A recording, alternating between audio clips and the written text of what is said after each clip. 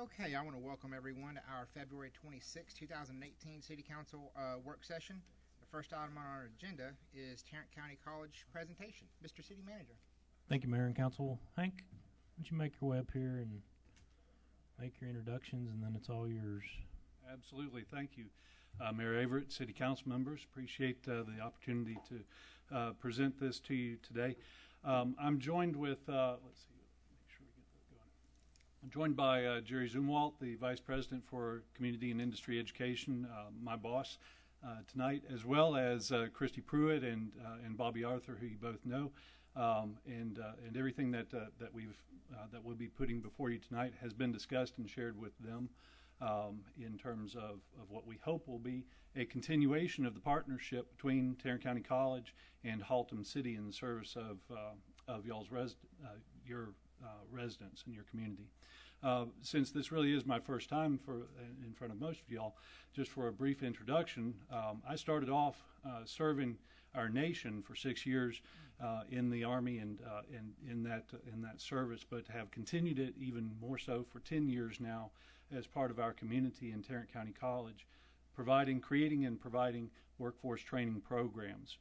And as you can see, hopefully see, it's been built upon experience from industry, bringing that experience to the classroom so that your residents can benefit from that and gain better paying jobs as a result of the workforce programs that we create and deliver at Tarrant County College.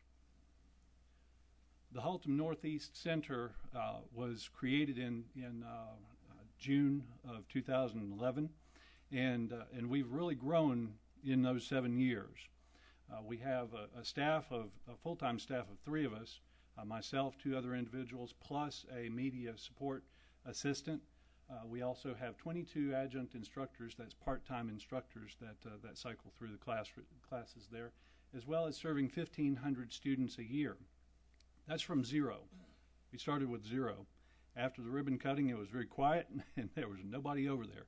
And so we're now at about 1,500 a year as far as students that we serve. That's actually a little low because, as you can see from the annual numbers there, they're actually above 1,500 by and large. And we're on track this year to meet 10,000 students served in 7 years.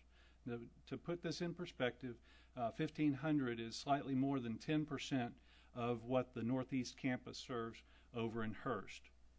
And so that makes it a very important asset as far as delivery of education for the residents of the Haltom City community. It's also even more impressive if you take a look at the actual space allocation for the building over there. Actually, some of the numbers are skewed on this particular slide. The breakdown of it is about 1/3 of the building is already dedicated for Haltom City use. 1/3 of the building is a shared space, whether that's restrooms, mechanical, electrical rooms, walkways, otherwise. And 1/3 of the building is under TCC use currently. Now, of that, only 27% of the building is actual classrooms. About 8% is the admin area that we have up front. So we've served over about 10,000 students in 7 years out of only 27% of the building there. 1,500 students a year out of 27% of the building. This has been a beneficial relationship for both of us. In particular, we've revitalized a building that previously was rather underutilized at the time in 2011 and years prior. And it has actually allowed the city to pass on the renovation costs to Tarrant County College. The city has not had to incur utilities costs during that time, whether that's actual utilities cost or janitorial services or pest control, those types of things. And so it's been a beneficial relationship even for Tarrant County College in that because it was a lease, it didn't add equity to the college's books.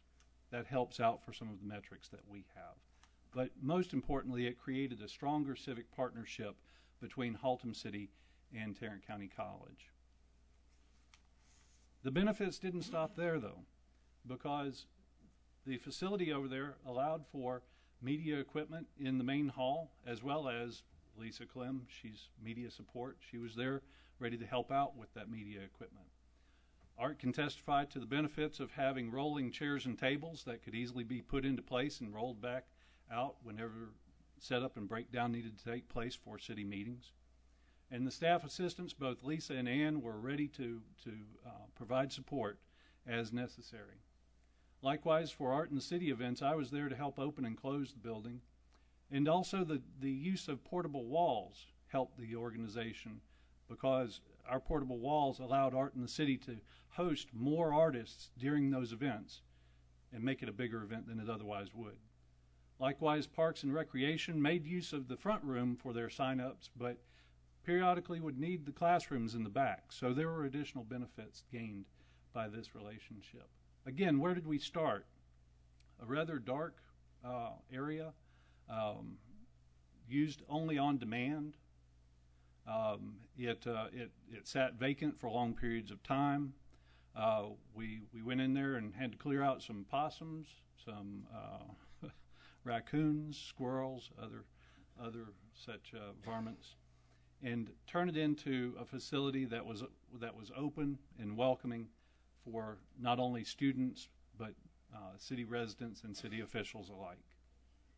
The investments that TCC has put into this facility include the following: the walls, electrical, internet media systems, the media hall projection system, the savings of $210,000 in utilities expenses over the past 7 years, as well as new carpet and flooring installed throughout at approximately $100,000. Fiber optic cabling was recently installed in the building, as well as other additions such as the demolition of the old stage to actually create a functional storage area, and installation of awnings, ADA compliant equipment, and restroom upgrades that have taken place over the past 7 years. So in spite of the rental amount in that agreement, a significant contribution has been made in kind to the upgrade of that particular building. All of this is to support a pathway for the residents of Haltom City towards education and towards a better lifestyle and household income, because for those that don't necessarily have a bachelor's degree, that's a miss of about $900,000 a year, or $630,000 a year, unfortunately, because of the differences in gender. And these numbers are from the Social Security Department. But you can't get to a bachelor's degree if you don't have an associate's degree. And you absolutely can't get to an associate's degree if you don't have English language skills. Again, one of those courses that we provide at the Haltom City Northeast Center. Likewise, the absence of a high school diploma prevents that forward movement towards an associate's degree, and that we support with GED prep services in either Spanish or English to help those residents that are in need. These are all the courses that we've offered there, at least on the community and industry education side of things. We have hosted undergraduate courses, but primarily these days we are community and industry education. Other programs such as the Office Careers Program that support the community with high demand occupations, certificates, whether that's administrative assistant or accounting technician or medical office assistant. Those short-term training certificates enable a person to go from unemployment to a job in a relatively short period of time with just a few months worth of substantive training that takes place. Who calls these high-demand occupations? Not me. Not even Tarrant County College. That's the Workforce Board. And so in collaboration with our Tarrant County Workforce Board, we're targeting those occupations that can be meaningful and provide the most opportunity for our citizens to regain employment in a short period of time. Likewise, computer skills are an integral part of that program so that your residents can receive an upgrade in their skills in regards to productivity software, whether that's Microsoft Office or QuickBooks or otherwise. Accounting and QuickBooks as an independent class is offered to support your small business owners and their staff. Floral design is a particular program that has landed over here, whether to support employment with companies such as Bice's over in Hearst, or if or if Paul's down the road here in Haltom City needed additional help, or if an individual wanted to take it simply for their own enrichment. Senior education classes have been a long-standing program with Tarrant County College, and I'll speak to how that can complement this proposal a little later. And finally, apartment maintenance is a new program that we're looking at implementing that might have potential for being implemented here in Haltom City as well. How are these programs relevant to your constituents? Well, let's take a look at some demographics and pair them up with some of the programs. First, congratulations on a comparison of 2010 to 2015 statistics. It shows that your households have increased in household income at or above the $36,000 level by 3.5%. And so we have these programs here, Office Careers, GED, and ESL, fundamentals or cornerstones of what we offer out of the center that directly help support your residents. The Office Careers program is a program that allows individuals to move into a low-impact career that can help them with greater income potential. One example is an individual who came to us from American Airlines. She was helping to throw baggage for American Airlines, and she did not want to be doing that as she was moving towards her 50s. With the Office Careers program, she had the opportunity to move into medical administrative assistant positions with a certificate that is actually complemented with an internship as part of that program. Again, a substantive educational opportunity for her. We have a growing number of seniors or individuals working into the years 55 and above here in Haltom City, an increase of 3.2%. And a statistic that's representative beyond just Haltom City, but is relevant and pertinent to your constituents. Likewise, GED prep classes help us make advances towards workers with less than a high school education. It certainly opens up additional employment opportunities for those individuals that are able to accomplish and jump the hurdle of a GED. And finally, continued growth in the representation of racial minorities as well as Hispanics, Hispanic households within the Haltom City area. In particular, you have the Asian population is typically around 3%, and we see here that it's double that for Haltom City. Whether the individuals need the ESL services or know someone who does need the ESL services, these are all things that help support the community to grow stronger. Let's talk in terms of dollars and cents, though, because that's what we definitely want to identify as the impact upon our local community. Last year we had 413 graduates, or not graduates, but students and participants in ESL. And again, this is a substantive program where we skill test the individuals. They're not just plugged into a general purpose ESL class. They're skill tested on a level of 1 through 5. They also have options to target skills, whether at grammar skills or verbal skills. So on a matrix of 10 different classes, these people are receiving substantive education to improve their English language skills. 413 individuals went through the program last year. Almost 20,000 hours spent by students in the chair, in that facility, learning English to improve their lifestyle and their household. How does that equate to dollars and cents? With 413 students employed 40 hours a week at full time, a total of almost 860,000 total labor hours for 1 year. If the training that they received merited a $1 an hour increase in pay for them, that's almost $860,000 added to the households of those individuals, those 413 individuals that participated. That's dollars in your community. Now that may be overly optimistic because it was based on 40-hour work week. Let's dial that down. 20 hours part-time, and they only get a bump in pay of 75 cents. That's still $322,000 added to those households as a result of that training. Keep in mind, that's just 413 from this year.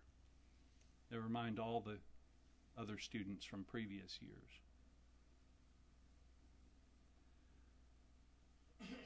But the truth of the matter is this. We're at 4% unemployment. We are at an increase in household income that we saw earlier. We're also at an increase in tax revenues. So you don't need it. These folks are doing well. You don't need us. You don't need the additional education at that center necessarily. You have space needs for other services within the city that you already have in place. You're having to make something work with limited resources, and we certainly understand that. But you don't need us until you need us. And if the economy does take a downturn, that's when you need us. Enrollments in education are a leading statistic to increases in unemployment, as evidenced here, not just by this study, but by other studies as well. And those are the moments when you want your constituents to have access to programs like the Office Careers Program so that they can minimize that training time and turn themselves back to a good paying job, a job that will last them for the next few years to come as they move into older age groups. So with this in mind, and with the partnership in mind that we've had for 7 years now, I think that we have an opportunity to continue this service to the constituents, to the residents of Haltom City. And with that, I've partnered with Bobby and Christy to be able to present to you a plan that will allow us to maintain TCC education services in a smaller footprint of the building. Now, of course, there are certain benefits to this, and I'll allow you to take a look at some of those, but most of them are self-evident. Among the concerns that most impact us is right here. The ability to maintain a limited footprint on the building will allow us to continue service to some of our students without major disruption. And for your consideration of this plan, that's what I ask. Here's the current layout of the building as it is right now. In this pink area, that's the space that is currently under Haltom City direct control, if you will. That's about 6,000 square foot as it currently stands. With the addition of the administrative offices at the front, this room right here, 1005, as well as 1040, 1050, and 1060, that brings it out to about almost 9,200 square foot, 51% of the total building. That would be available for use for the Haltom City Senior Center. That would leave room 1020, 1030, as well as offices back here, and a small area for students as well as for storage for use with TCC. That's the space allocation diagram. Again, after conferring with Bobby and Christy, this is what the space utilization might look like. This was constructed after visiting with Bobby and looking at their current space utilization at the Senior Center and how it can be translated over to the space at the Haltom City Center, and also meet her needs and expectations for growth. For example, one of the concerns that she voiced was that in her current setup, the craft area and the ceramics and painting area are currently using the same space. They would be better served if those two groups had their own areas allocated to them. And so that's just one example of some of the planning and forethought that was put into this allocation. With that, I'd like to ask for Bobby and or Christy to come forward and share in a discussion of this particular layout, and share with us some of the thoughts that came to mind, some of the concerns that may be out there.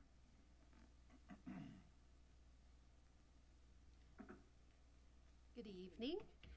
I guess we probably want to open the floor if you guys have any questions. This is the first time I've seen it. I know Bobby's talked to Hank about it quite a bit. But if you guys have questions, that would help direct us better as to how to answer.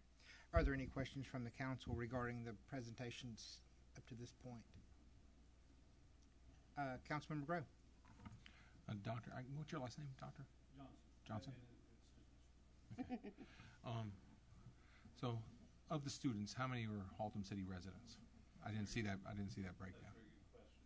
I have not gotten that data from institutional research, but suffice to say that regardless of the number who are from the 76117, it's also bringing individuals into Haltom City that might not otherwise be brought here. In particular, our senior education program brings individuals who are accustomed to senior ed classes at the Northeast campus. They're now traveling more so towards the Haltom City campus to participate in their classes. Okay, this is the first time we've seen anybody from Tarrant County. I've been on this council for nearly 3 years, and so this is the first time. The only time I've probably really seen anybody is whenever we have some meeting over at the Northeast Center. So it's nice to finally get some information about what's going on. And unfortunately, it took us saying that we want the property back to get you all here. And so, but it's nice to see something. Thank you. Thank you, Councilmember Grow.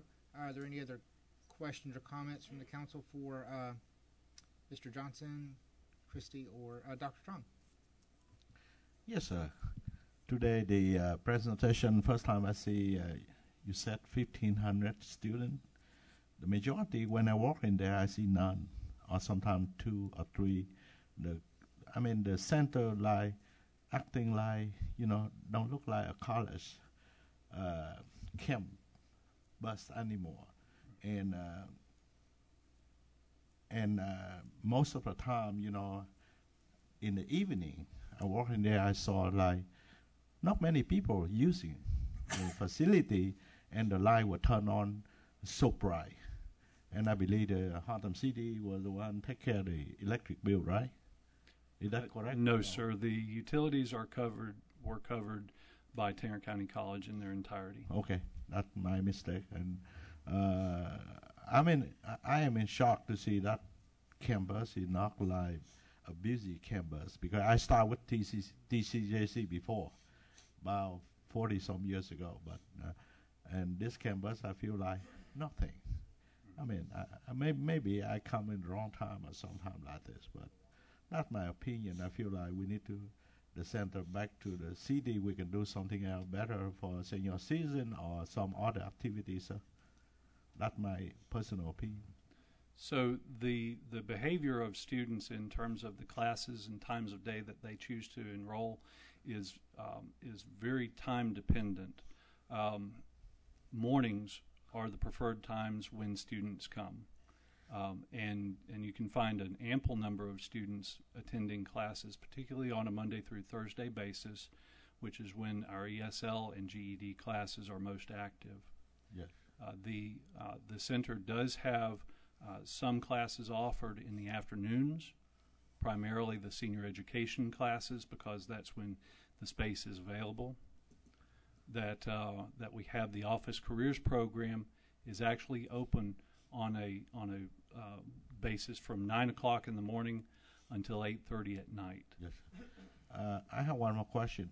Among 1,500 students you told us today, are they in-campus student or online student? How many online student in there? That's a very good question. Those are all on-campus students. Those are all On campus. physical enrollments. to the campus. Thank you. Our operations at Haltom City do not include online. Thank you, sir. Thank you, Dr. Trong. Councilmember Grow. Yeah, I'm just looking at the announcements for today, and our library is also having GED and ESL classes. So are we duplicating, is there duplication of work, or should we, if we continue to go on with TCC, should we recommend people discontinue? Because I don't know if there's a cost that the library's encountering. I believe the library hosts third-party classes. In other words, the library is not actually teaching those classes. Okay. They're basically allowing those classes to be held there. Is a third party paying the library for the use of that space? Yeah, I think we have an agreement with them, but I'd have to research that. Okay, I'm just curious because if we're duplicating efforts, if we continue with TCC, it might make sense just to have them go to TCC and get the service from TCC instead of, and then another group, because I know we had that veteran has his program. Maybe might be some other veteran programs that could utilize that space and that time. I can answer some of that, Councilmember. Cool. Laura Wager, used to work at the library. Birdville ISD runs the GED program at the library. And we also have the ESL program that's run by Fort Worth ISD. We're always maxed out. Okay. So we cannot have enough of it. And as far as veteran programs, we do have twice monthly Yeah, we meetings had that with the one library. individual that came in and spoke, and unfortunately, I think it's the same time that we're having our meeting as his meeting, and so I haven't been able to attend. Yeah, it's the second and fourth Mondays of every Right, month. and yeah. Mr. Johnson, is the ESL and GEDs maxed out on your program? The ESL most certainly is maxed out, and what happens with the GED, what happens is there are certain dynamics with certain programs. GED in particular does max out because we actually offer more seats than what are available. Because of the population relevant to GED, we find that there's a high degree of attrition, and so we will pack as many people in and beyond, and then that number actually attrits down during the 6 weeks or 8 weeks that the program is offered.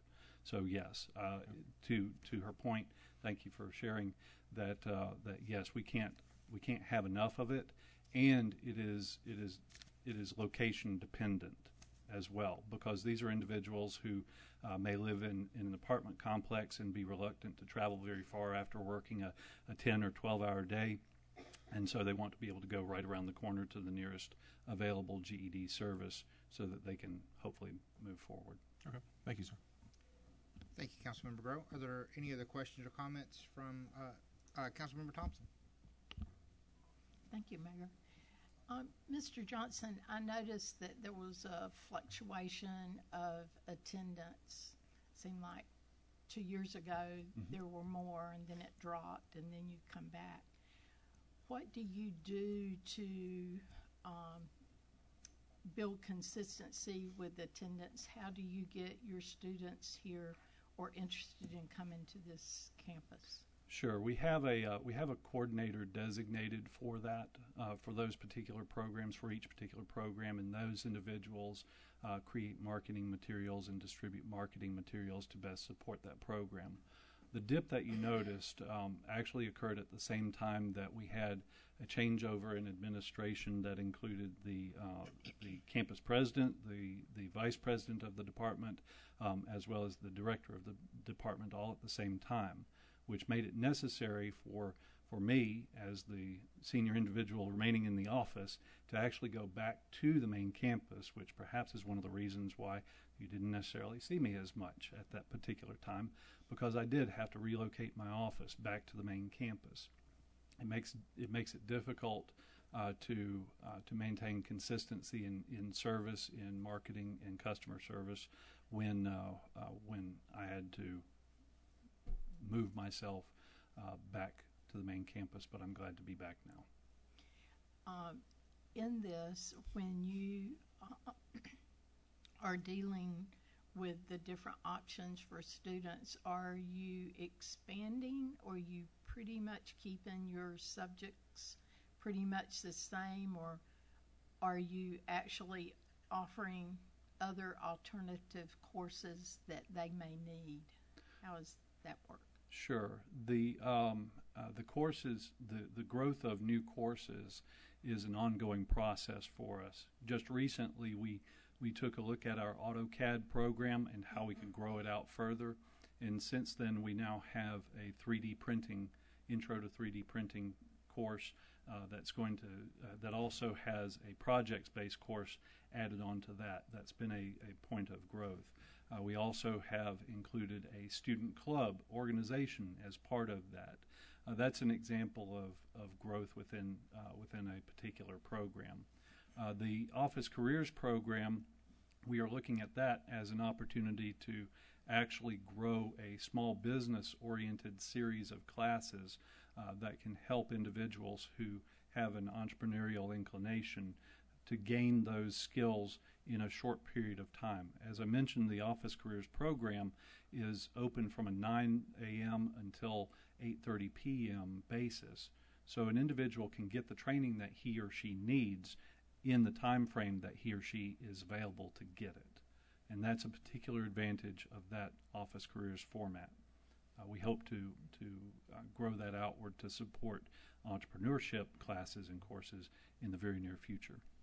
Okay. And based on this space utilization chart that we see, do you see that for future, do you see that being a problem, or will you be able to utilize this with the different alternate courses that you might be using without having a problem? That's a very real concern because it obviously puts new space constraints upon us. And at this point, we're looking at sustainment of existing programs because of the reduction in space. But that does not mean that we don't look for other opportunities to grow outward. As I mentioned, we already have the floral design program out here that receives shipments of florals. Just today, we got some. Wednesday, we'll get more. Some of the administrative assistants here at the office benefit from some of those floral arrangements that we bring over from time to time. But we're also looking at growing new programs. A discussion just a week ago, I believe it was, might lead us to be able to open up the apartment maintenance program as a point of training. And that certainly would be relevant to your business owners here in Haltom City. I'd like to thank you for coming tonight and Thank you. for the information you shared. I know that through transition that's happened, I can understand why maybe you've not been in contact to share the information, but it is very much appreciated. Thank you so much for the opportunity. There were a few other slides. This one shows a numerical comparison of the existing senior center as well as what the proposal would provide as far as square footage for those areas. These are the functional areas that are currently at the senior center. They all would expand in square footage. In some cases, they would receive double and triple their existing square footage as a result of a move to the Haltom City Center. And there are a number of benefits that we've already talked about, but I would go back to reemphasize the opportunity for us to actually collaborate in greater detail with the senior education program that TCC offers, along with what the senior services are that Bobby offers through her office.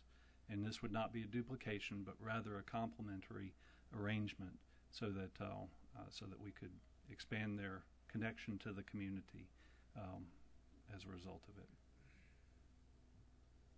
Again, in conclusion, I'd like to request that we continue to have use of rooms 1020, 1030, the offices that are in between, as well as the full area of the current storage room, and that we build this on a letter of agreement between our two organizations. Hank, real quick, Yes, sir. when you and I originally talked, you had 3 options that you were going to present to the council. Yes, sir. Is there a reason that you took 2 of them away? Are you just Sure. proposing this is the only option? You're right. Bobby and I, we looked at the space closely, and to ensure that a sufficient amount of space was allocated for her needs, Option one was clearly not feasible. It allocated far too much space to TCC operations. It was way too hopeful, and so in the interest of putting a feasible proposal forward to the council, this one would be the best option that would meet our needs to continue service while also providing sufficient space for expanded services on the part of Haltom City Senior Center. Councilmember Nunn, you had a question or comment? Yes, thank you. A couple of questions. The kitchen area, that's not going to be shared, right? It's strictly No. senior citizen. No, ma'am. The kitchen area is strictly a senior area. You'll note that the break room in the diagram is in green, so as a consideration for a common usage area. If it stays intact, would be an area that would help support TCC staff there, but with the understanding that to meet the functional needs of the senior center, that could change as well. Okay, and also would there be separate entrance and exits for the senior citizens versus the students? That's one of the advantages of this particular option. Again, going back to Mr. Lane's observation that this is only one proposal versus three that were present before. The advantage of this one is that you only have one entrance for the TCC area and an entrance for the senior center.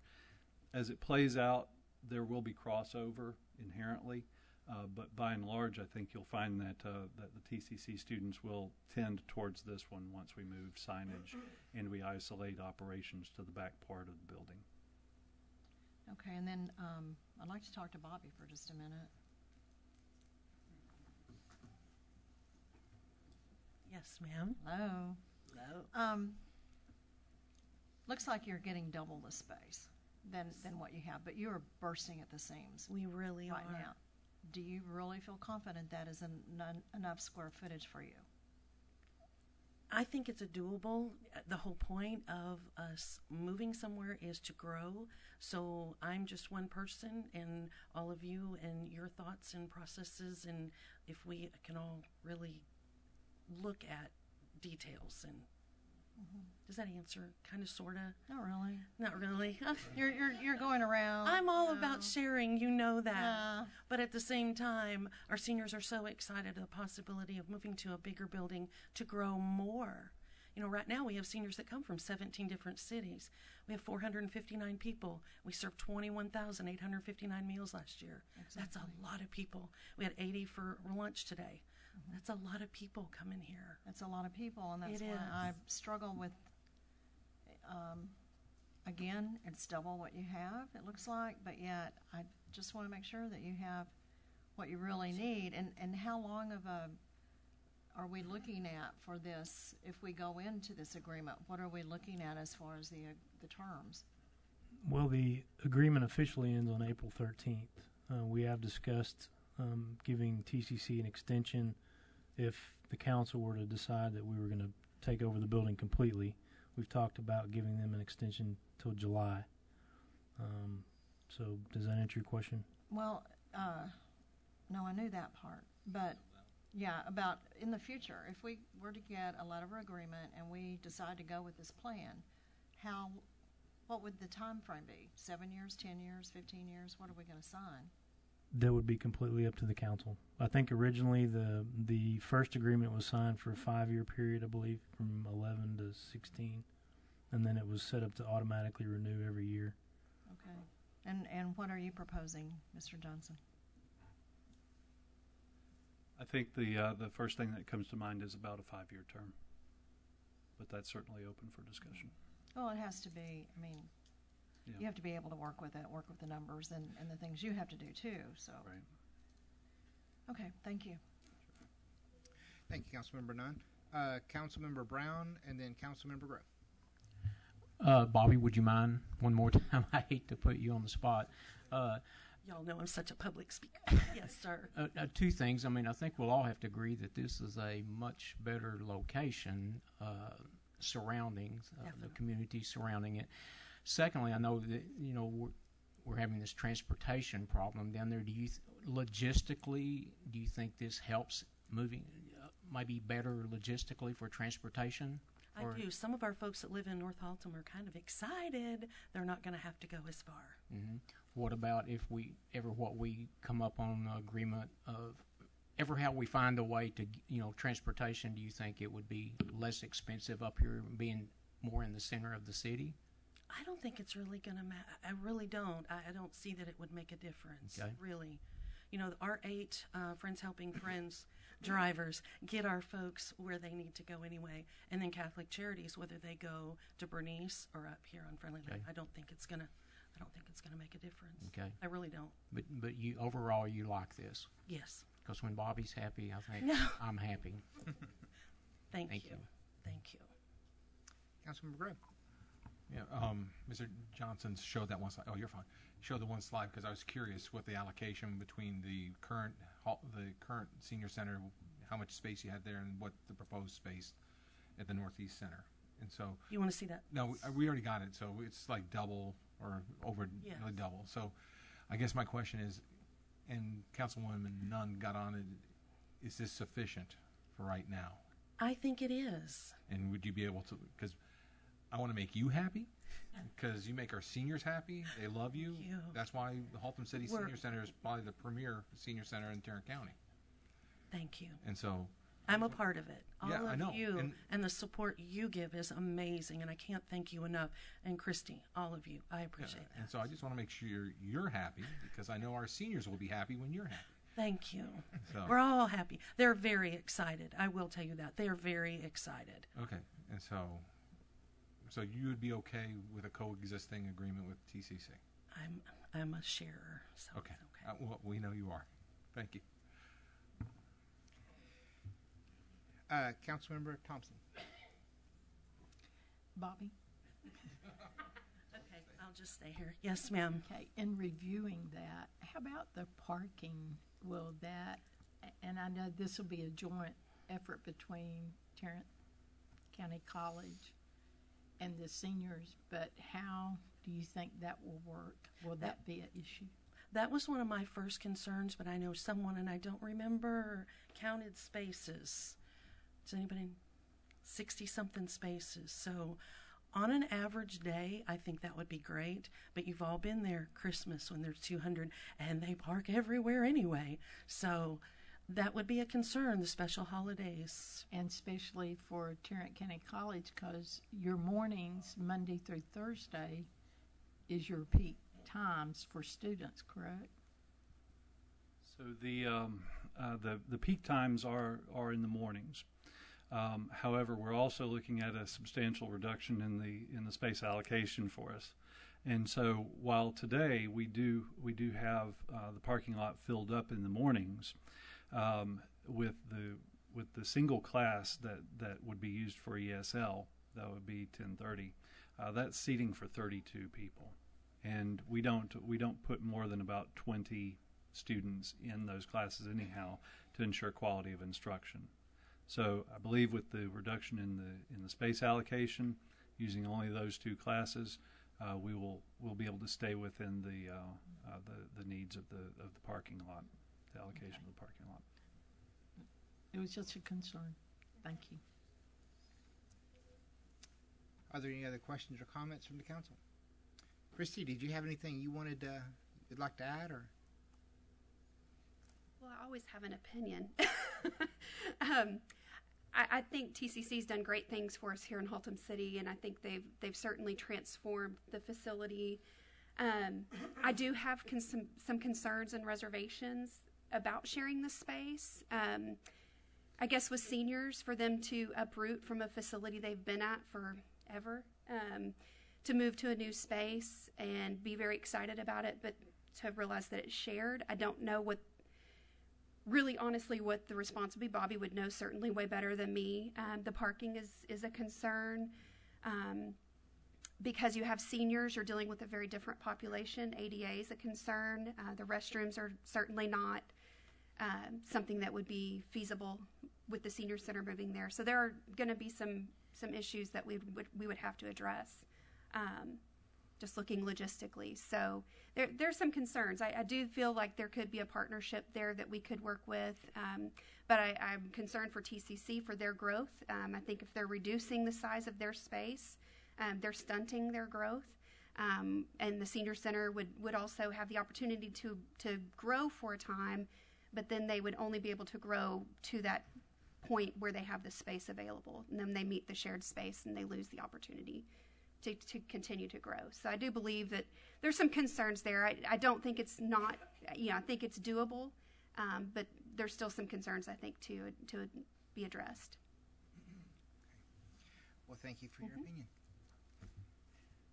Anybody else? Any questions or comments? None? Fantastic presentation. Thank you, Mr. Johnson. Thank you, Bobby, and also Christy. With that, now, Mr. City Manager, I know this is just for informational purposes only, but what direction, if any, are you needing from the council? I'll follow up with the council tonight, probably in executive session, and Okay. get a little more clarification. Okay. Thank you, sir. I know that next on our agenda is discuss the updating of the board and commission's policy on nepotism. Ms.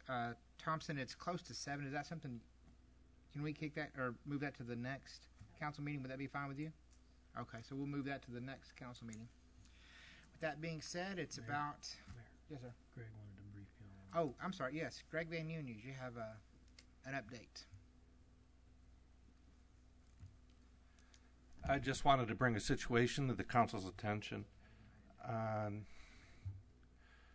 Thursday of last week, our water and sewer department went out on a sewer call backup, and a manhole that was at the intersection of Browning and Denton Highway. I've kind of indicated it there with the red dot. That manhole accepts sewage from everything north of there and east of there in Haltom City. I went out there Friday morning, and the manhole was deteriorating. It was falling in upon itself. There was a fairly huge void from what we could see. The manhole is in excess of 10 foot deep. With the employees that I have, that some are, one of my best equipment operators is leaving on Wednesday, so this was not work I could get done in time. And my next best couple of operators were out sick. So knowing that, I looked to see who Fort Worth had and see if I could piggyback off a contract they have, similar to we have an annual concrete contract. They have an annual sanitary sewer contract. That contractor, Circle C Construction, the bid items in their annual contract don't really match with what we had, so I did get a bid estimate from Circle C Construction. At the same time, another contractor, subcontractor, Burns Brothers, who do quite a bit of work for us, the Stibble and Wynn, who's doing Montreal Circle, that's who their subcontractor is for the utilities. They wouldn't give us a bid because there's no way they could get to the work in time. This was, in my mind, an emergency because from what I couldn't see, there was a void beyond the manhole. So I quite honestly was afraid that Browning Boulevard and or Denton Highway may collapse. So we did get an estimate of right around $24,000 from Circle C. With the help of our city attorney's office, we wrote up a contract and it did get executed today. The purpose of bringing this to your attention is because we didn't go through the competitive bidding process, so I did want to bring this situation to your attention. And we did take this photo this morning, so you can see the manhole off to the right, and it looks kind of worse than it does over here because we've taken out the street, but there isn't. The void that I suspected was there was actually there, so I believe we made the right decision. But again, I just wanted to bring it to your attention. Are there any questions from the council for Greg? None? Dr. Trong. Greg, and what your final solution? You replace them? And Correct. in the process of Circle C's in the process of removing the existing manhole. We're reconstructing a new manhole. We are going to use high early strength concrete so that the manhole will set up expeditiously. We're hoping to have the manhole poured as soon as tomorrow, then backfilled, and the street, again, we'll also use high early strength concrete. And we're hoping to have, if things go my way, which has not been my history lately, that we'll have traffic open on Friday. This has been somewhat of an inconvenience to the racetrack business. I have met with their manager on 2 occasions to keep them up to date with our progress. What do you find the cause of this? Because the concrete were too old, or they've been there so long? Or what? I think the manhole was constructed as part of the Denton Highway widening project, which was in the early 90s. The wall thickness was rather thin on the manhole, and our suspicion is from a hydrogen sulfide gas buildup, that area does get quite a bit of sewage. So that is something we are researching further, but preliminarily that's what we're thinking it is. I know it's hard to detect, but Right. thank you for a good job. Thank you, Dr. Trong. Councilmember Grow, did you have a question or a comment? No, Dr. Trong covered it for me. Thank you. Okay, thank you, and thank you, Greg. So with that being said, it is now 7 o'clock. We'll adjourn. We'll take about a 10-minute recess. We'll come back at 7:10.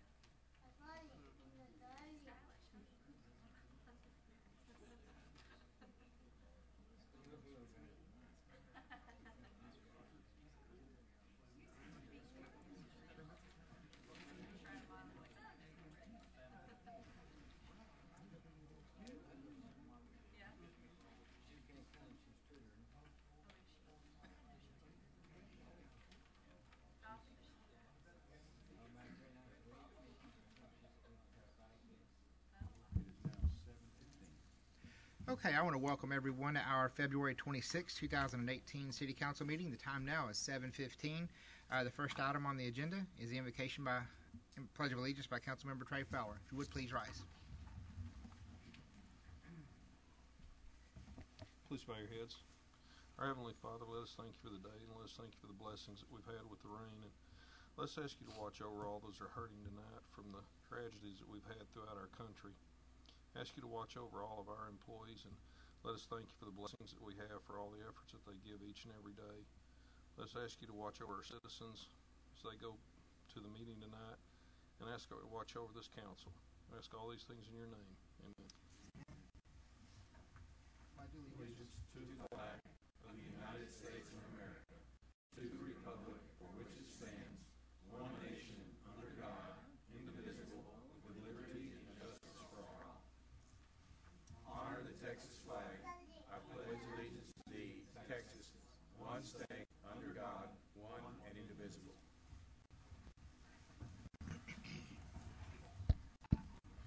Thank you, Councilmember Fowler. Moving right along to our announcements and events by our City Secretary, Art Camacho. Thank you, Mayor. Announcements for February 26, 2018. Carson Street will be under State Highway 121 will remain closed approximately for 7 more months, and frontage road information will be displayed on the variable message signboards. In Parks and Recreation, registration for spring sports leagues is happening now. Spring soccer for ages 3 to 10 registration is till March the 3rd, along with adult men's and co-ed softball teams. The 2018 Haltom City Car Fest will be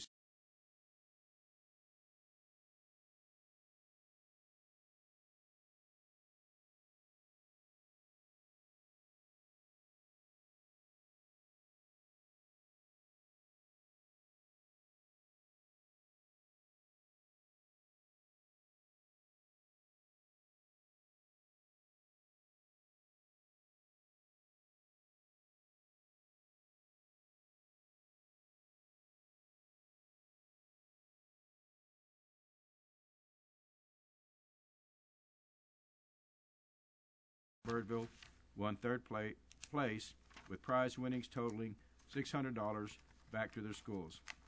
I would like to thank the Parks and Rec staff as well as the Haltom City Police Department, the Public Works Department, the Haltom City Fire Rescue for all their hard work, as well as the Parks Board, the CERT members, Haltom City Senior Center, and the City Council. The Public Library, the teen programs, family movie night, adult GED, ESL classes, and AARP tax preparation help, and other library activities are listed on the library website for their dates and times. In addition, there will be a special spring break activities from March 12th through the 16th at 2 p.m. The Friends of the Haltom City Public Library will host a paperback book sale starting today and lasting till Saturday, March the 3rd. It's 50 cents per book or 3 books for $1. And at this time, Councilmember Bob Watkins will now be making an announcement. A couple of weeks ago, does this work? I can't hear whether I'm here or not. A couple of weeks ago, former Mayor Watkins and I were invited to Haltom Middle School. They're having it's fixing to be an ongoing thing. This was the welcome to the first ever Tiger Talks meeting. We got up and gave a little talk about what was happening in the community. And this is, I'll read you their mission statement. This was the first, and what they intend to do is try to do something like this once a month or so and invite different people to come in. And there were some students and parents there, and I think it's going to be a good event. But our goal is to use this forum to invite community members and parents to take part in the various initiatives and events taking place at Haltom Middle School, to highlight school accomplishments and to offer an opportunity for Haltom Middle School to share changes that will positively influence the school's future. And they were rather happy that they were close enough they could walk to the memorial park down here. I think it's going to be a good event. Thank you. Thank you, Councilmember Watkins, and also our City Secretary, Art Camacho. Moving right along, proclamation Motorcycle Safety Awareness Month. Chief Cody Phillips. A presentation to Leslie Dietrich. Evening, Mayor, City Council. Again, like last year, I'm kind of honored to do this. I rode a motorcycle, well, at least tried to ride one for 8 years. It bucked me off a couple of times. But as this is a proclamation to acknowledge Motorcycle Awareness Month for March.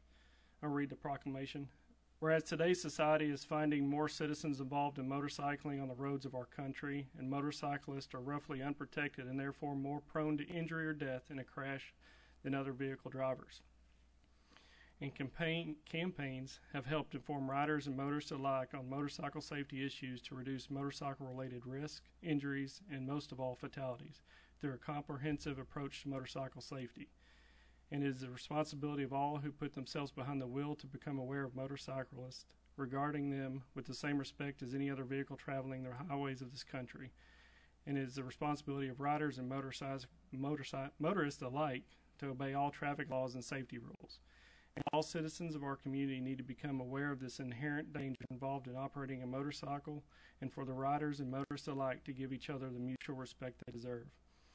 Now, therefore, David A. Everett, Mayor of the City of Haltom City, Texas, do hereby proclaim the month of March 2018 as Motorcycle Safety and Awareness Month in Haltom City, and urges all residents to do their part to increase safety and community awareness.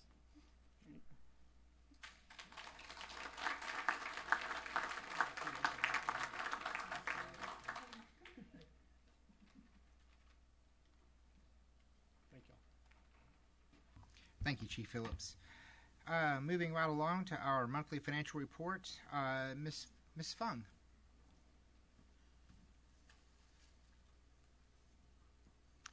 Welcome.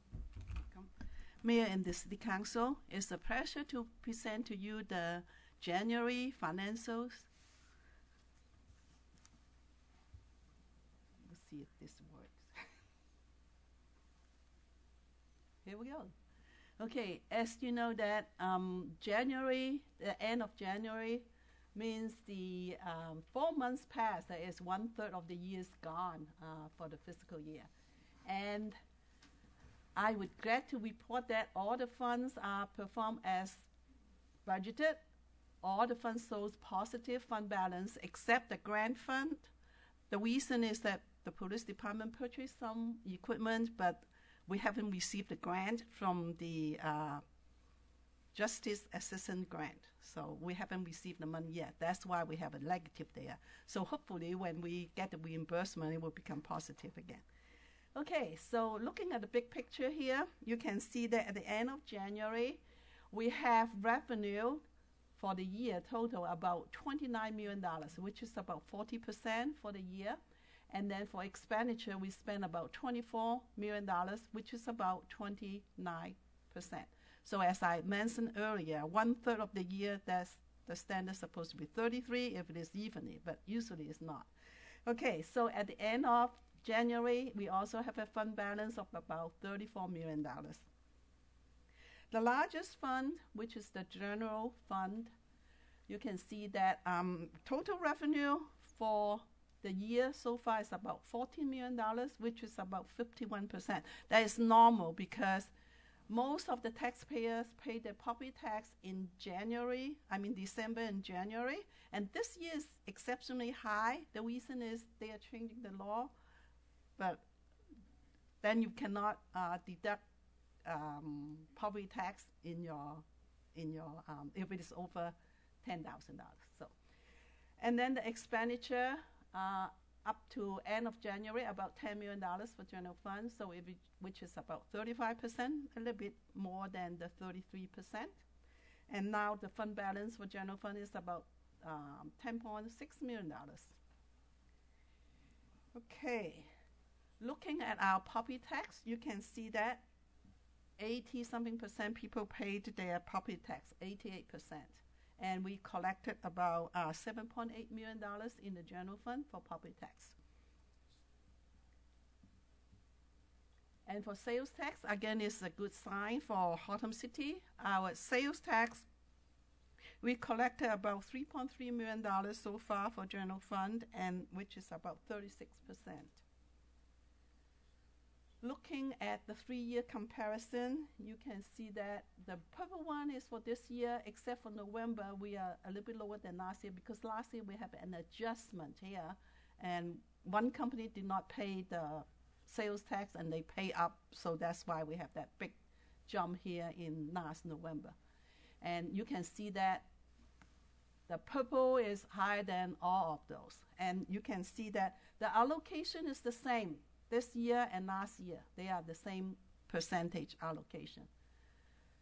And looking at comparing to the sales tax to the other cities, we got the highest increase percentage here, which is 10.84. This is only 1 month because this is provided by the State Controller's Office.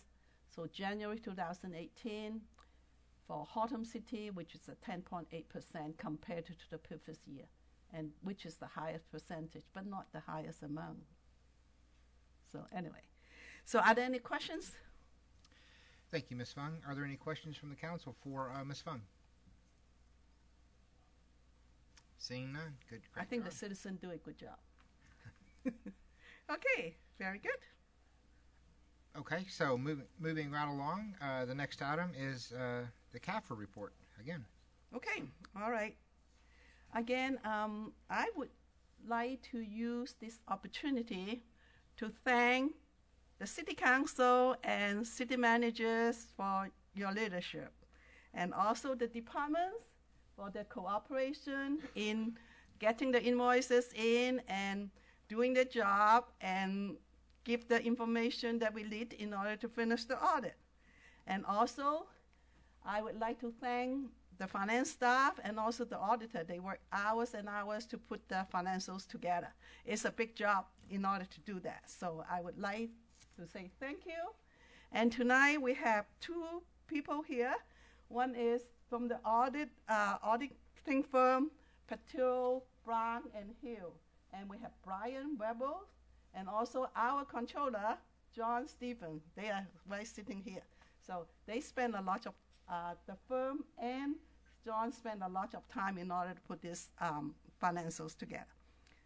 Okay, with that said, I would like to report that we received the highest, which is a clean report. We call it unmodified report from the auditor. That means everything is good. Okay, and also the financial results is pretty good as well. Okay, so let's look at some of the highlights here. For primary government, that is, we are not including EDC or Crime Control District in the financials here. And we have last year, this is the financial here is presented up to September 30th, 2017, okay? So we have total asset for primary government about $183 million.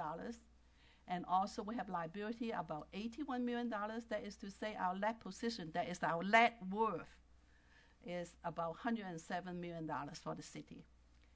And also for last year, total revenue is about $58 million. Total expenditures about $51 million. So we have a surplus of about $7.5 million, which is very good. Okay. All right. Looking at the $58 million revenue, most of them are come from the taxes, about 49%, and then water and sewer about 36%, and then the rest. And then for expenditure, about $51 million, and we spend a lot of money in public safety, 37%, and water and sewer, 33%, and then the rest. Okay, so let's look at the general fund, and we have a fund balance of about, whoops, where did I go?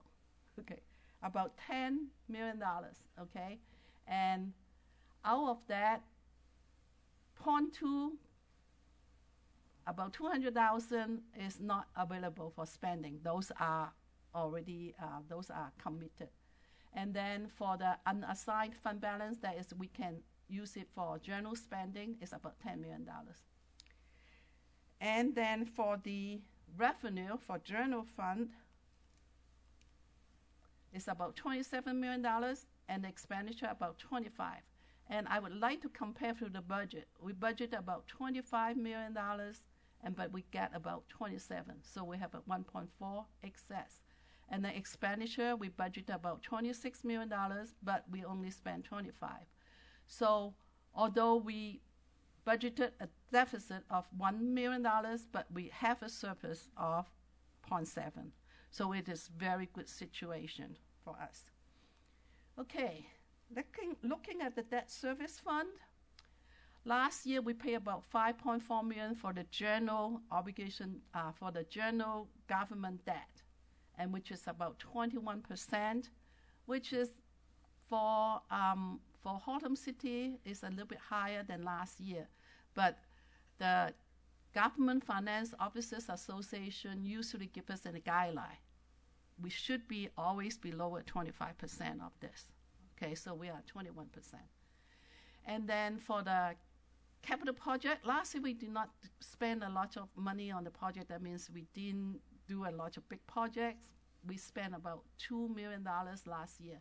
And right now we still have a fund balance for the capital improvement fund, about $12 million. Okay, and the water fund, last year is a good year for us as well. We have revenue about $21 million, expenditure about 17, so we have a surplus of about $3.6 million. However, if you look at this, you will see that we don't really have that much money for capital improvement, that is to say. So even with this $3.6 million, is really not enough for the capital projects. Although it's good, but it's still, we don't have enough money for all the capital project that our public works likes to use, right? Okay, looking at the drainage fund, again, it's a good financials here. We have $1.9 million revenue, 1.4 expenditure. That means we have $500,000 surplus here. Again, $500,000 is not enough to fix all those drainage projects. So although it's good, but still, we don't really have that much, for the improvement that we want to do. Okay, so with that said, that is the highlight for the financials for last year. So I would like to turn the time to Brian Werbo, so if he has any comments for us or questions from the council.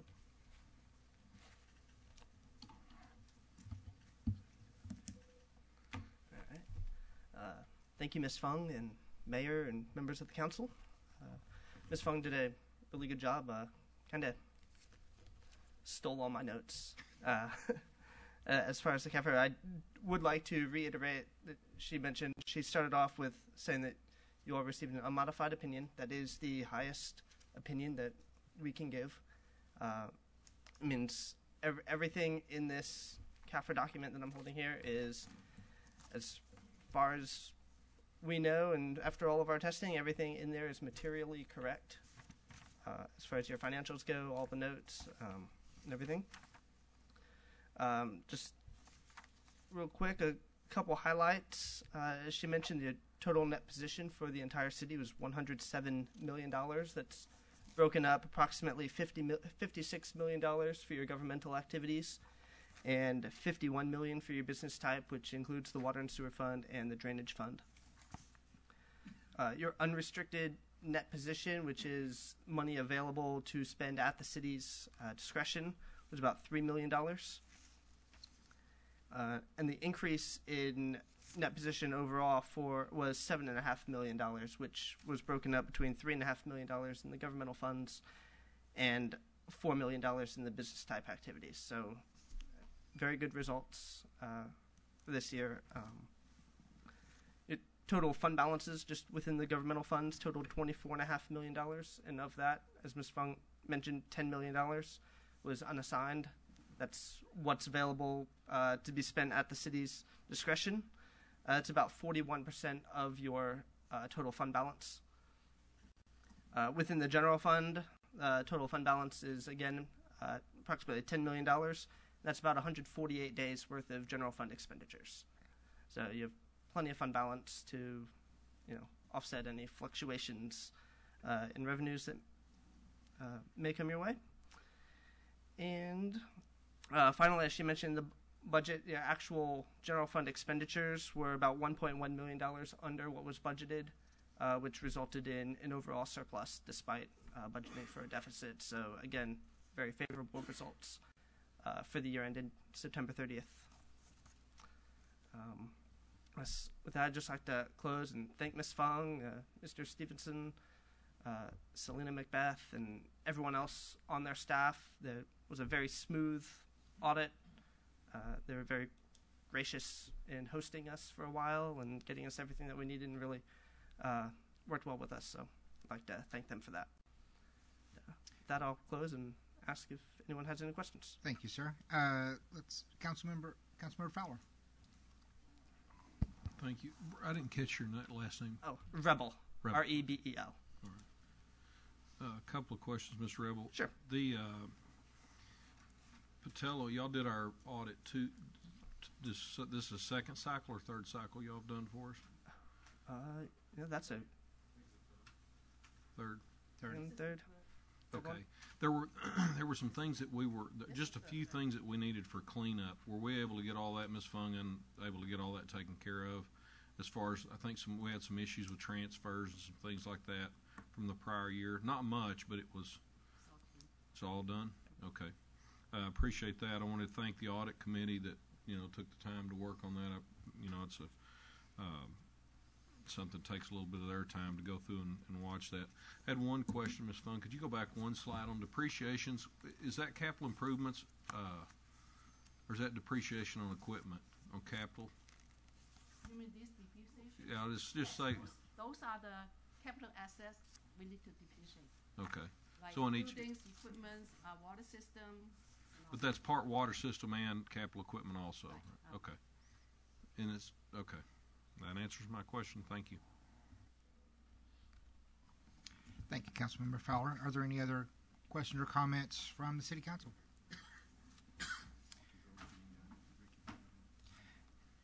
Councilmember Fowler, you did mention our audit committee. That consists of Walter Groh, Janine Nunn, Councilmember Brown, and Dr. Trong as an alternate. So I certainly want to thank them for their time. And one other thing, Mayor, if I could, as Ms. Fung and Mr. Stevenson and them have come a long ways because about 3 years ago we didn't receive a very favorable audit at all.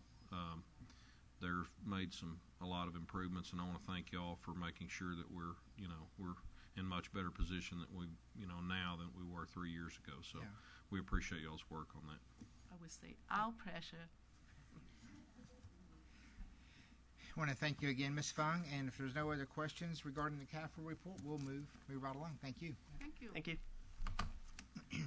Moving right along to our regular agenda, the next item is agenda item number 3, the minutes, consideration and/or action regarding approval of the minutes of the meeting of February 12th, 2018. Do we have a motion for Councilmember Trong? Dr. Trong? May I go ahead and make a move to approve the meetings on February 12, 2018? Thank you, sir. A motion for approval. Councilmember Thompson. That's for a second, Mayor. Thank you, ma'am. A motion for approval in a second. If you would please signify your votes.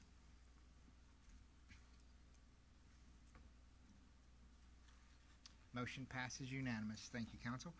Moving right along to ordinance number O-2018-013-15. Ms. Batchelor, welcome. Evening, Mayor and Council.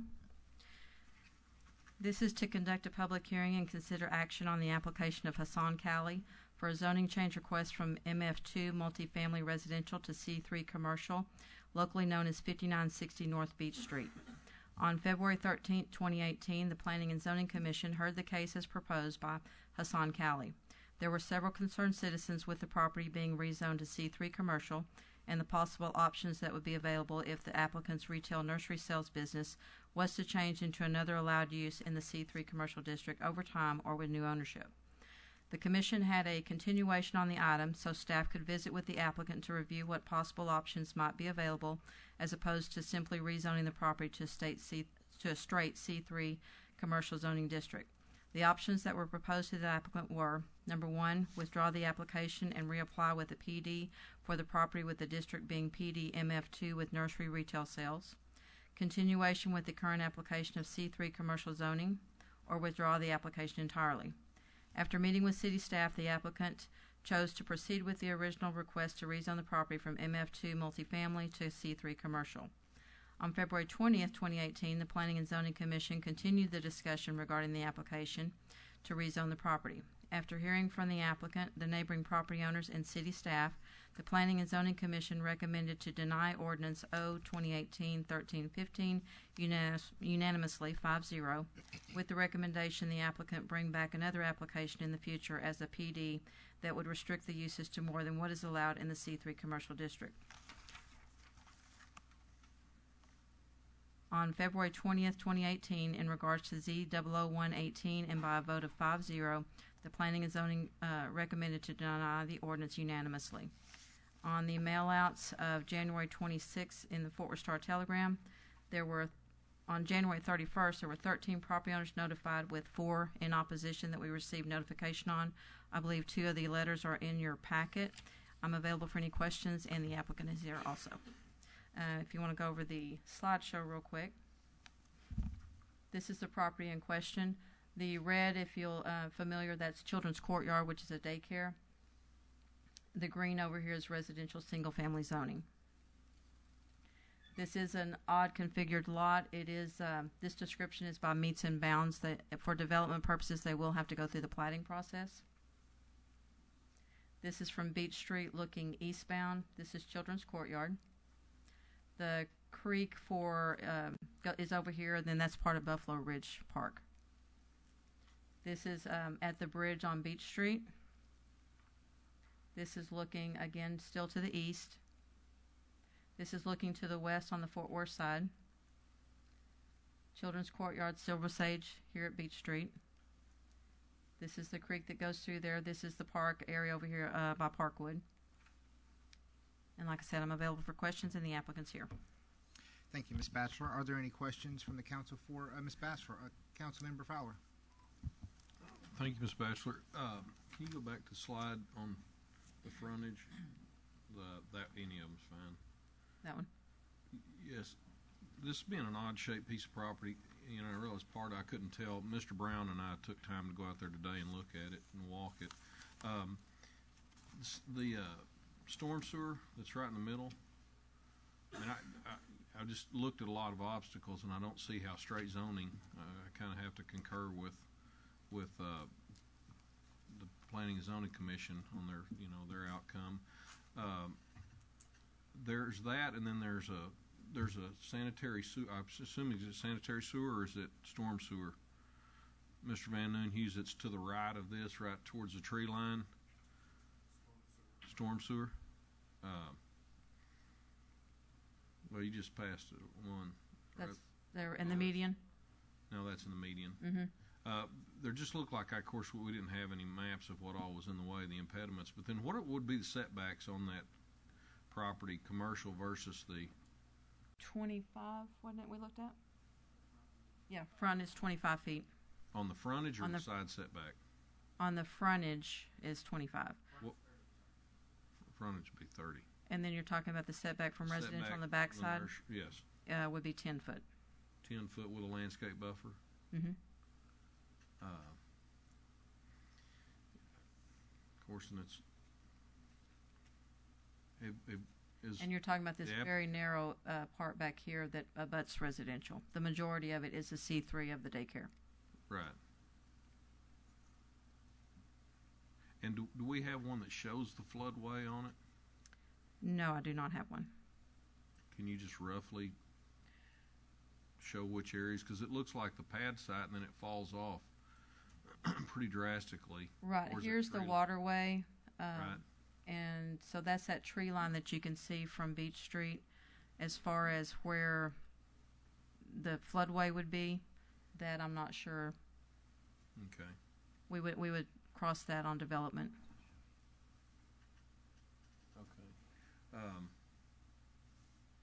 And then as far as an ingress egress, I mean, do we even know that it meets any requirements from the Silver Sage entrance?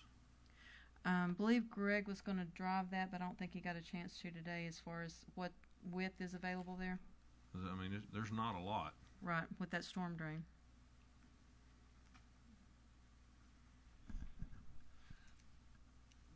No, I didn't have an opportunity to drive it, but one thing to remember, Beach Street in this area is Fort Worth Street, so the way we operate is the applicant would need to permit through both cities, but pay Fort Worth's fees. So, but our actual approach requirements and all, and fire lane requirements would take. Right. They would have to meet both cities' requirements. So if one city's requirements were more strict than the other, they would have to comply with that. Okay. Okay. I may have some more questions in a moment. Thank you. Thank you, Councilmember Fowler. Councilmember Brown, and then Dr. Tong. Mr. Batchelor, the difference between MF2 multifamily resident, is there a difference of the minimum drive approach between the two zonings? Because No. there is no difference. So what would the minimum? The development criteria is your setbacks. On multifamily, I believe it was 13 units, minimum 800 square feet, because it's a 1 acre site. Okay, but I was just more interested in the, I mean, there again, Mr. Fowler and I went out there and stepped it off.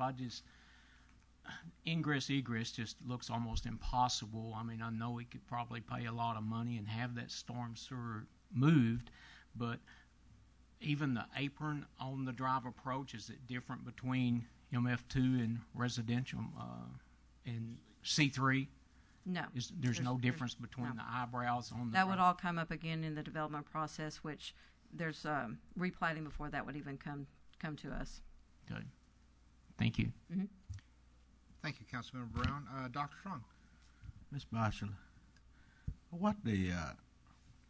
if the council approve for zoning change, and what the applicant intend to do with piece of land, what kind of business is it? That would be a question for him, but his initial proposal was for nursery retail sales, which is allowed in C3. How far from it is a daycare, ma'am? Yes, it's a daycare. How big is it? I mean, how many students average? That I don't know, but there are two separate structures. I'm not sure what the attendance is on it. Okay. And can you repeat again how many residential out there oppose the? We received 4 written oppositions, but there are more that actually came forward and spoke at the PNP And meeting. what the men, oppose in the on from that particular 4 residential, they oppose because of what? There were several factors, and 2 of the letters were in your packet. Some of the concerns are the land development, the wildlife that's affected, the small and unique nature of the lot itself, and just the quiet enjoyment of their neighborhood by having it developed. And the applicant already intend to build how big the building is? And We haven't seen anything as far as development. Thank you, ma'am. Thank you, Dr. Strong. Are there any other questions or comments from the council for Ms. Batchelor or the applicant? Is there anything you would like to add, sir, or? Please do. Before I open up the public hearing, please, if you would, just state your name for the record. My name Hassan Kelly, and I'm here for the property of 5960 North Beach Drive. And, good evening, Mr. Mayor, and good evening to the councils or members of the councils. I've been in Fort Worth, the Dallas-Fort Worth area since 1983, and I've done a lot of investment, and I did several businesses. The last one I did, it was like a car dealership. Then I turned around and sold it to Enterprise 2 years ago. Then last year we sold a property, and it became a gym, and it's doing well. All of them doing well. And again, I bought this property almost 18, 19 years ago, and I figure Beach Street doing very well, and I think it's time for me to do something with it. I look at the property, it's zoned multifamily, and I look at the area, B Street is really heavy commercial street, number one. And number two, I went to the neighborhood, and I went also to the daycare to get some feedback from them. The neighborhood, I suggest that to them. They love the idea, and they are my main neighbor. I went to the neighborhood, and they refer me to Sandy, and I spoke to Sandy, and asked her to see what the people want. I'm here to develop it. So tell me what would they like. And in conclusion, she told me, in a way, just do what you like. So we have a lot of refugees coming, and I've been helping a bunch of them. And me and my wife got together and said, how about we create a job for them? Because, feeding somebody, it drains you. So I said, I have some knowledge about nursery through a friend of mine. I used to have Jim and Janice, a friend of mine. They had a nursery somewhere on 820. They sold and retired. So I used to go there, watch what they do. I gained some knowledge out of that. And I like the operation. So I said, nursery would be great. And we can put a building, and we can put a retail in it, to support, maybe also do landscaping also beside that. Sell a stone, I have other property that we can store that. Maybe that's not big enough, but I have other acreage we can store, more. And that we came up with that. Some of these people, I'm sure they are wonderful people. They have good motive, But I'm here to develop this property, really, whether it's multifamily or commercial. To me, and I said that to them, if we put a commercial building, it's going to be all the way up to the front. I haven't decided the size yet. And the rest will be like trees and stuff. Will be beautiful for the nature. You like nature? This is nature, hypothetically. If you worry about in the future, we can put restriction. You don't want, what do you want? No oil change, no gas station. That's fine with me. We can do that. I gave them my number several times, but I had to say it. Nobody bothered to call me. Even last meeting, the council member told them to get in contact together. Again, I gave my number, and nobody bothered to call me or to contact me. And I feel that really that's not good communication. I don't know why. After all, we are here to help the city. To benefit all, me and the city, and let's generate income. I believe cities succeed when they create businesses. I saw so many cities, sometimes small ones, when I go around to buy properties, sometimes they fail because they don't have enough businesses. Houses don't generate money. You need businesses to employ people. And that's what makes cities successful. Sometimes city pay money for advertising to bring business in, Believe it or not, a lot of big companies start with something small.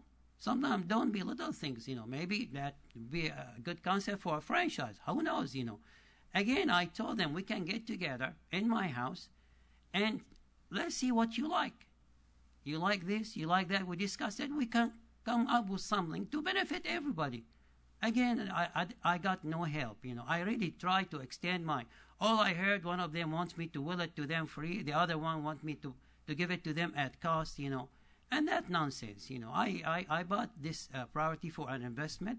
I like to make money out of it the hard way, pay my taxes, help some needy people. I help every year, friend organization, and these people need help, I help them. But other than that, no. So if somebody come up with something that would like to share an idea and do it together, I have no problem with that. The reason I stay with C3, just in case they want something different. And also to make sure not to put myself in a box. Sometimes you might diversify. Like I said, when you have a business, you put a building, sometimes you add to it. And I suggest that to the zoning. And the zoning so far, I did have no problem with that. And I suggest to them, we can add to it like patio furniture, things like that, as a retail, selling fountains and all that, That's my case, really. And I'm ready to answer any question. Thank you, sir. Councilmember Fowler. Mr. Cowley, when you bought this property, you said 1983? No, sir. I've been in the Dallas Fort Area. Okay, I bought it in, I think, 2000. 2000. What was it zoned when you bought it? Multifamily, and I was surprised it was zoned multifamily. But you were aware that it was yes, zoned sir. multifamily. Yes, sir. Okay. Yes, sir. And so now you're asking us to change it to commercial, which may be the best use for it. Can I say something? Sure. If they're worried about their houses, which is the last of the property, and I explained that to one of them. I said, you're better off with commercial building up front than to have duplexes or triplexes going from all the way to your place to the front. Believe me, when you have, I lease property. When people move into commercial building, they work hard to make it successful, and they stay there for years. And I'm willing to do that. The last one I was, the place, I stayed in it 17 years.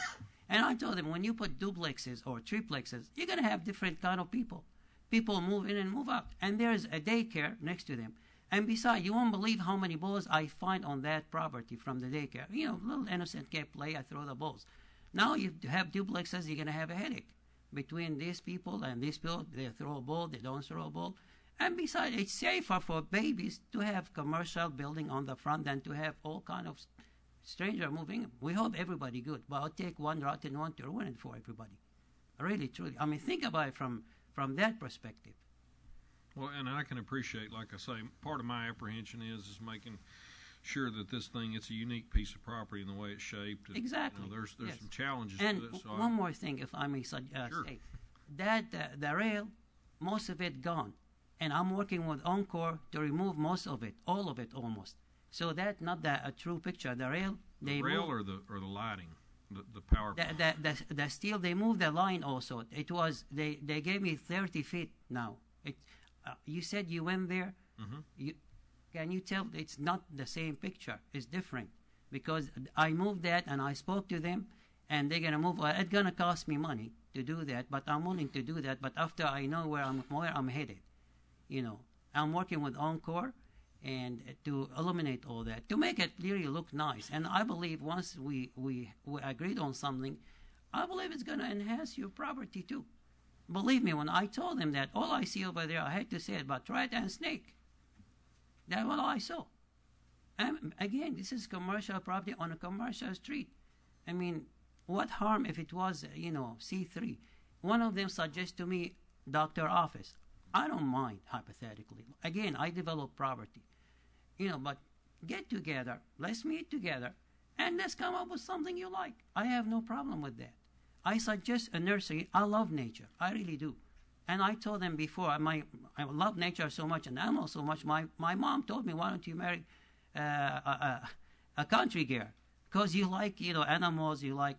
And in my younghood, I used to, buy a little animal, little pet stuff like that. I love them, save them, whatever, And I also sponsor and I give donation to shelters, animal shelter and all that.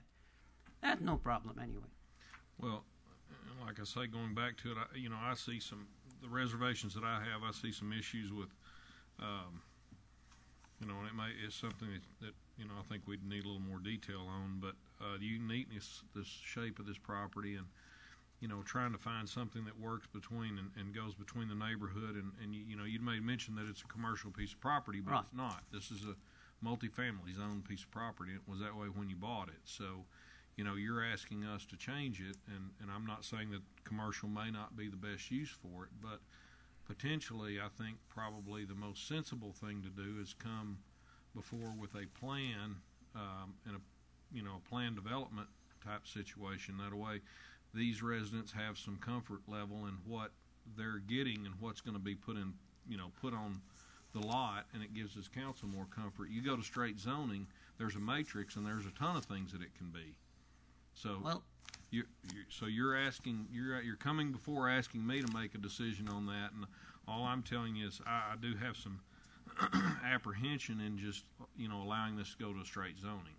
Well, again, like I said, I came to the neighborhood, and last 2 hearings I gave them my number, and I said let's get together and come up with something, to develop this land. But again, what can I do if nobody, you extend your hand and they don't work with you? But a lot of these people are residents. They're not developers. You're the developer, and you're the one that's it should be your. It should be your position to bring forth ideas and say, here's 2 or 3 ideas or concepts that I have. Are these some things that might work in with that would work between the community and between me changing the zoning to a planned development on this piece of property? I'm not telling you how to do it. I'm just telling you if I were going to develop it, that's the approach that I would take, especially when I'm asking for something to go from one zoning to, and it's a very unique situation. again, I don't mind doing that if, like I said, if we get together, sit together and see what you want. Because sometimes it's hard to get everybody approval. Believe me, like my wife, she want to make a party. She told them which day. Each one came up with different day. So finally, I thought, I want to choose a day, and if somebody can come on that day, fine. If they don't, that's too bad, you know. Well, and it's I hard to understand. get everybody on board. And that's why I said, let's get together and come up with something. Didn't I say that to some of you? I did. But I think you're tasked with that. I think you should maybe consider, and I'm not telling you how to do it. Right, I'm just trying to work out something. We have to balance between your property owner, their property owners, and find something that works for everyone. So all I'm saying is making the suggestion that if you had 2 or 3 ideas that you could bring forth, that then you bring to the council. Not everyone's going to be happy with 100% of it. Right, but exactly. I think you can. I think you seem to be willing to try to do something that makes, sense. And I think that this is a perfect scenario for what, in our terms, is a planned development versus straight zoning. Right. I have a much larger comfort level with planned development in this situation, especially than I do, because we can control a lot of the things that go on and where it's placed, the hours of operation. We can control everything, and I think that allows a balance between, you as a property owner and the other property owners that are out there. So I'm open all the time. Okay. I really am. And thank you for doing that. Oh, you bet you. No problem. Thank you, Councilmember Fowler. Dr. Trong.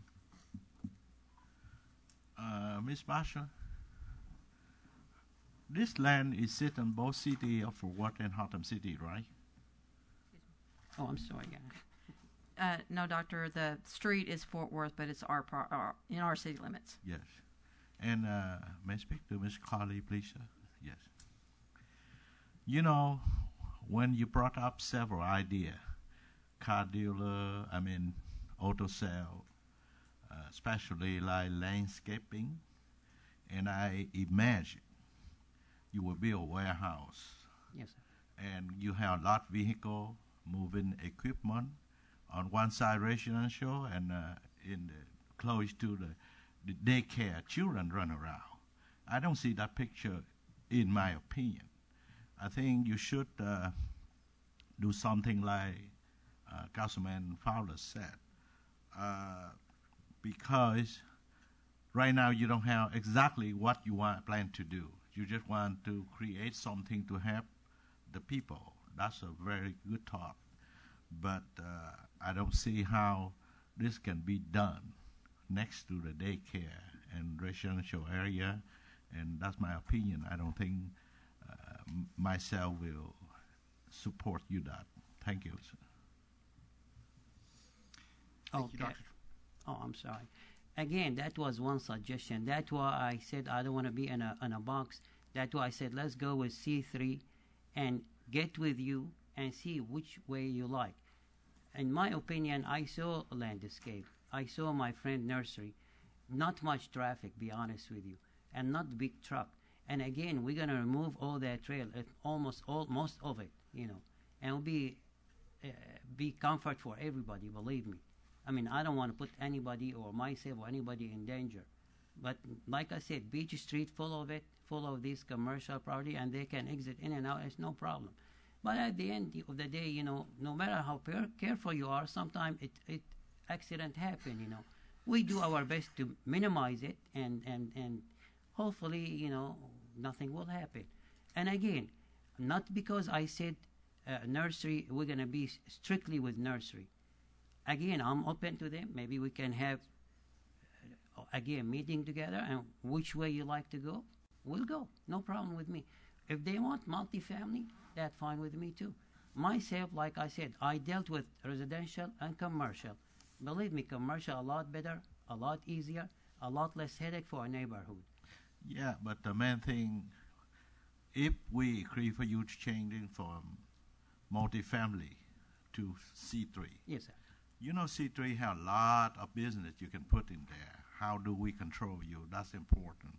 But the main thing, this piece of land you bought, if you intend to do some commercial thing, I think you bought the wrong land. Because daycare right there, I don't see how, in my thought, can say yes or support you, but I appreciate you coming here today, and that's all I can have to say. Thank you. Oh, you're welcome. Thank you, Dr. Trong. Are there any other questions from the council for Mr. Cowley? Okay, seeing none, I'll now open up the public hearing at 8:05 for anyone in the audience wishing to speak regarding this agenda item. First off, you have Mr. Oh, okay. We already have one speaker's request card. Mr. Bill Dunn. A member of the P&Z asked to speak before I do. Okay. All right. Sure, absolutely.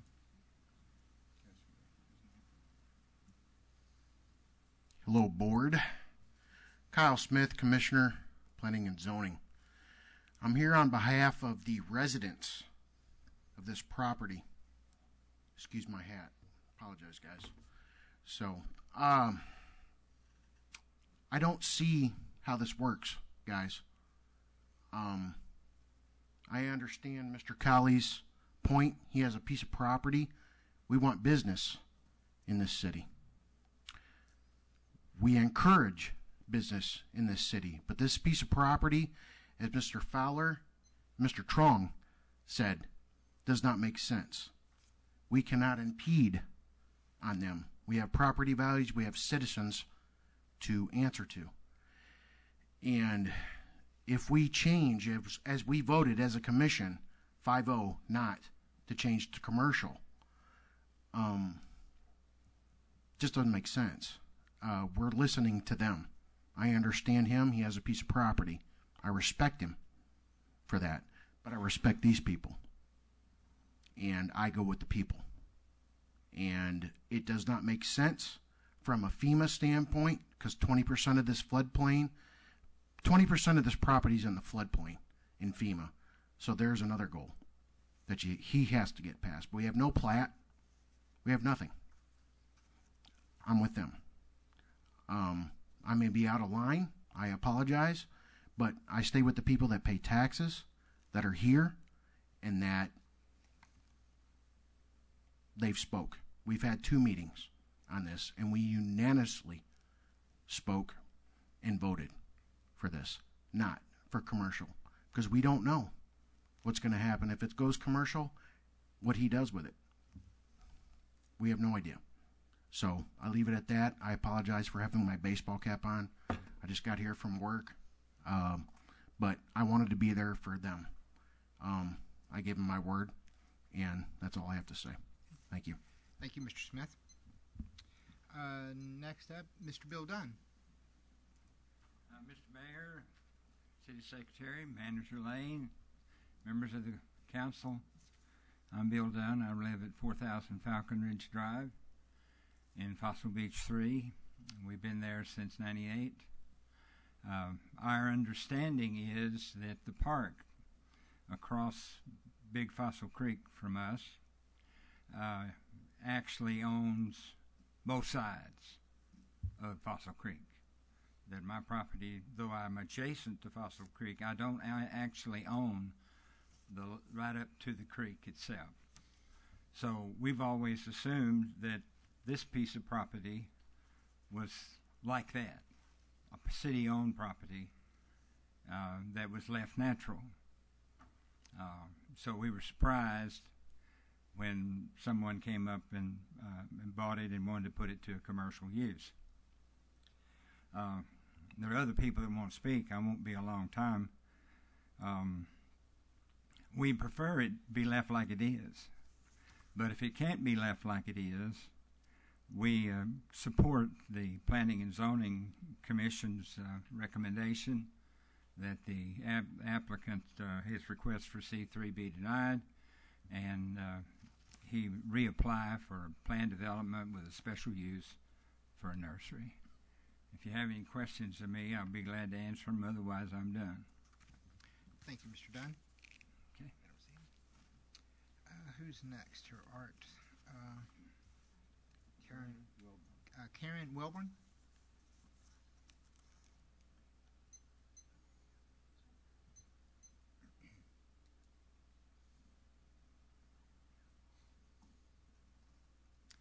Welcome. Sorry, Hi, my name is Karen Welborn. This is my husband, Clark Welborn. We live at 4008 Falcon Ridge Drive. We're on the far end of that triangular. We're the last property affected. Okay.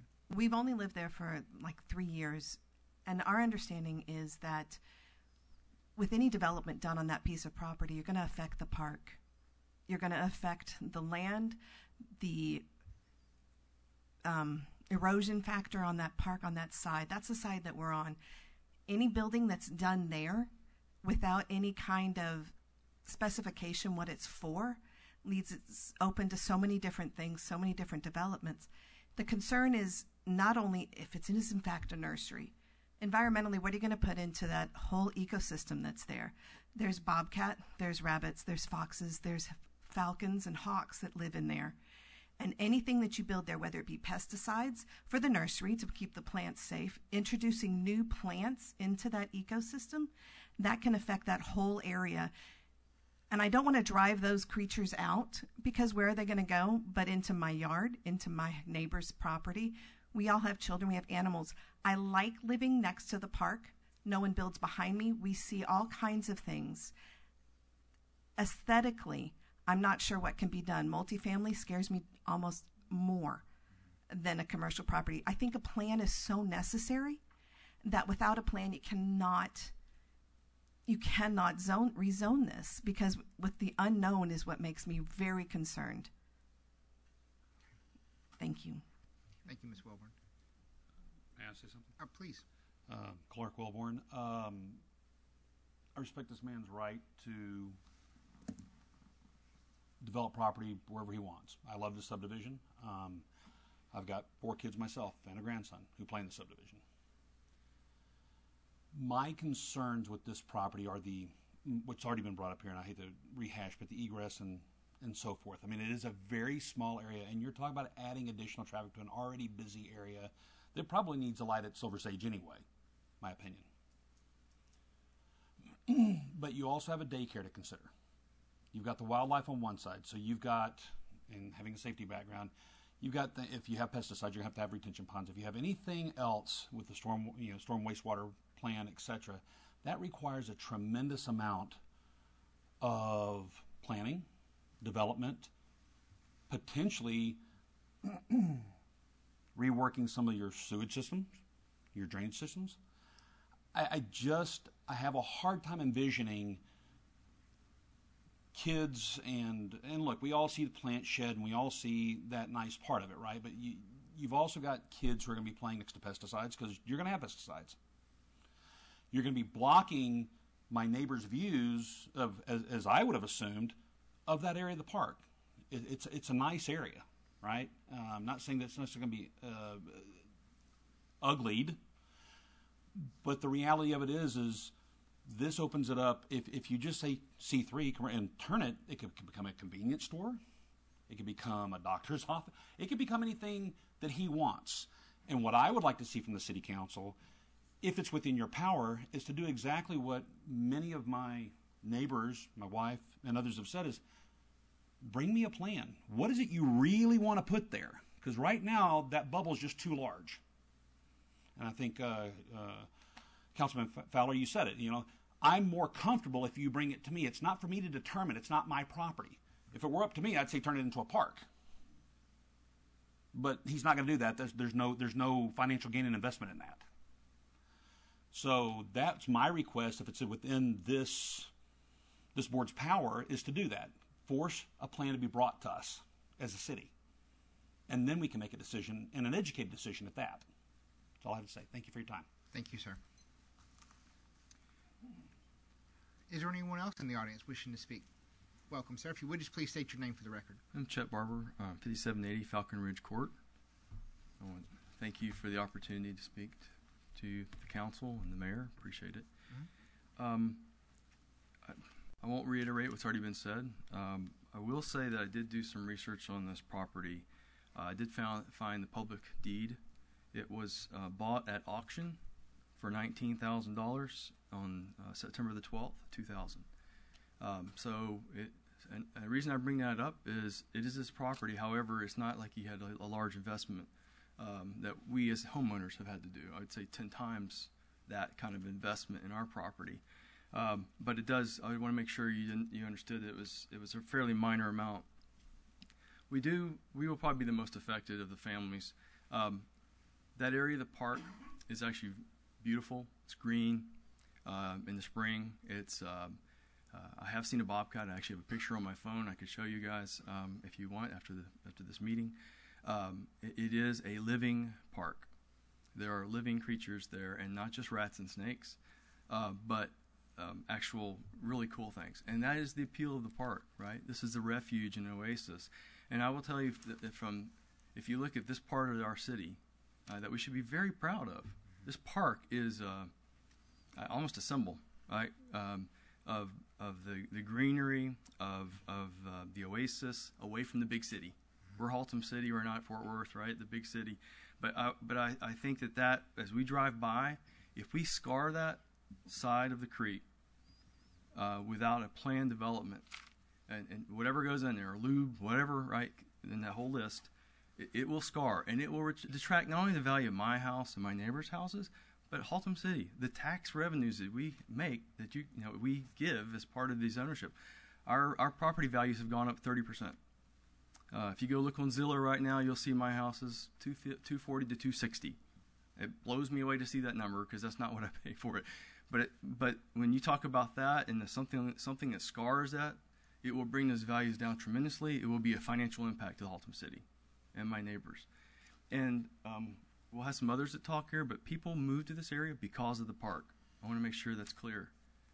It's not despite the park; it's because of that park. That's why I bought the house. I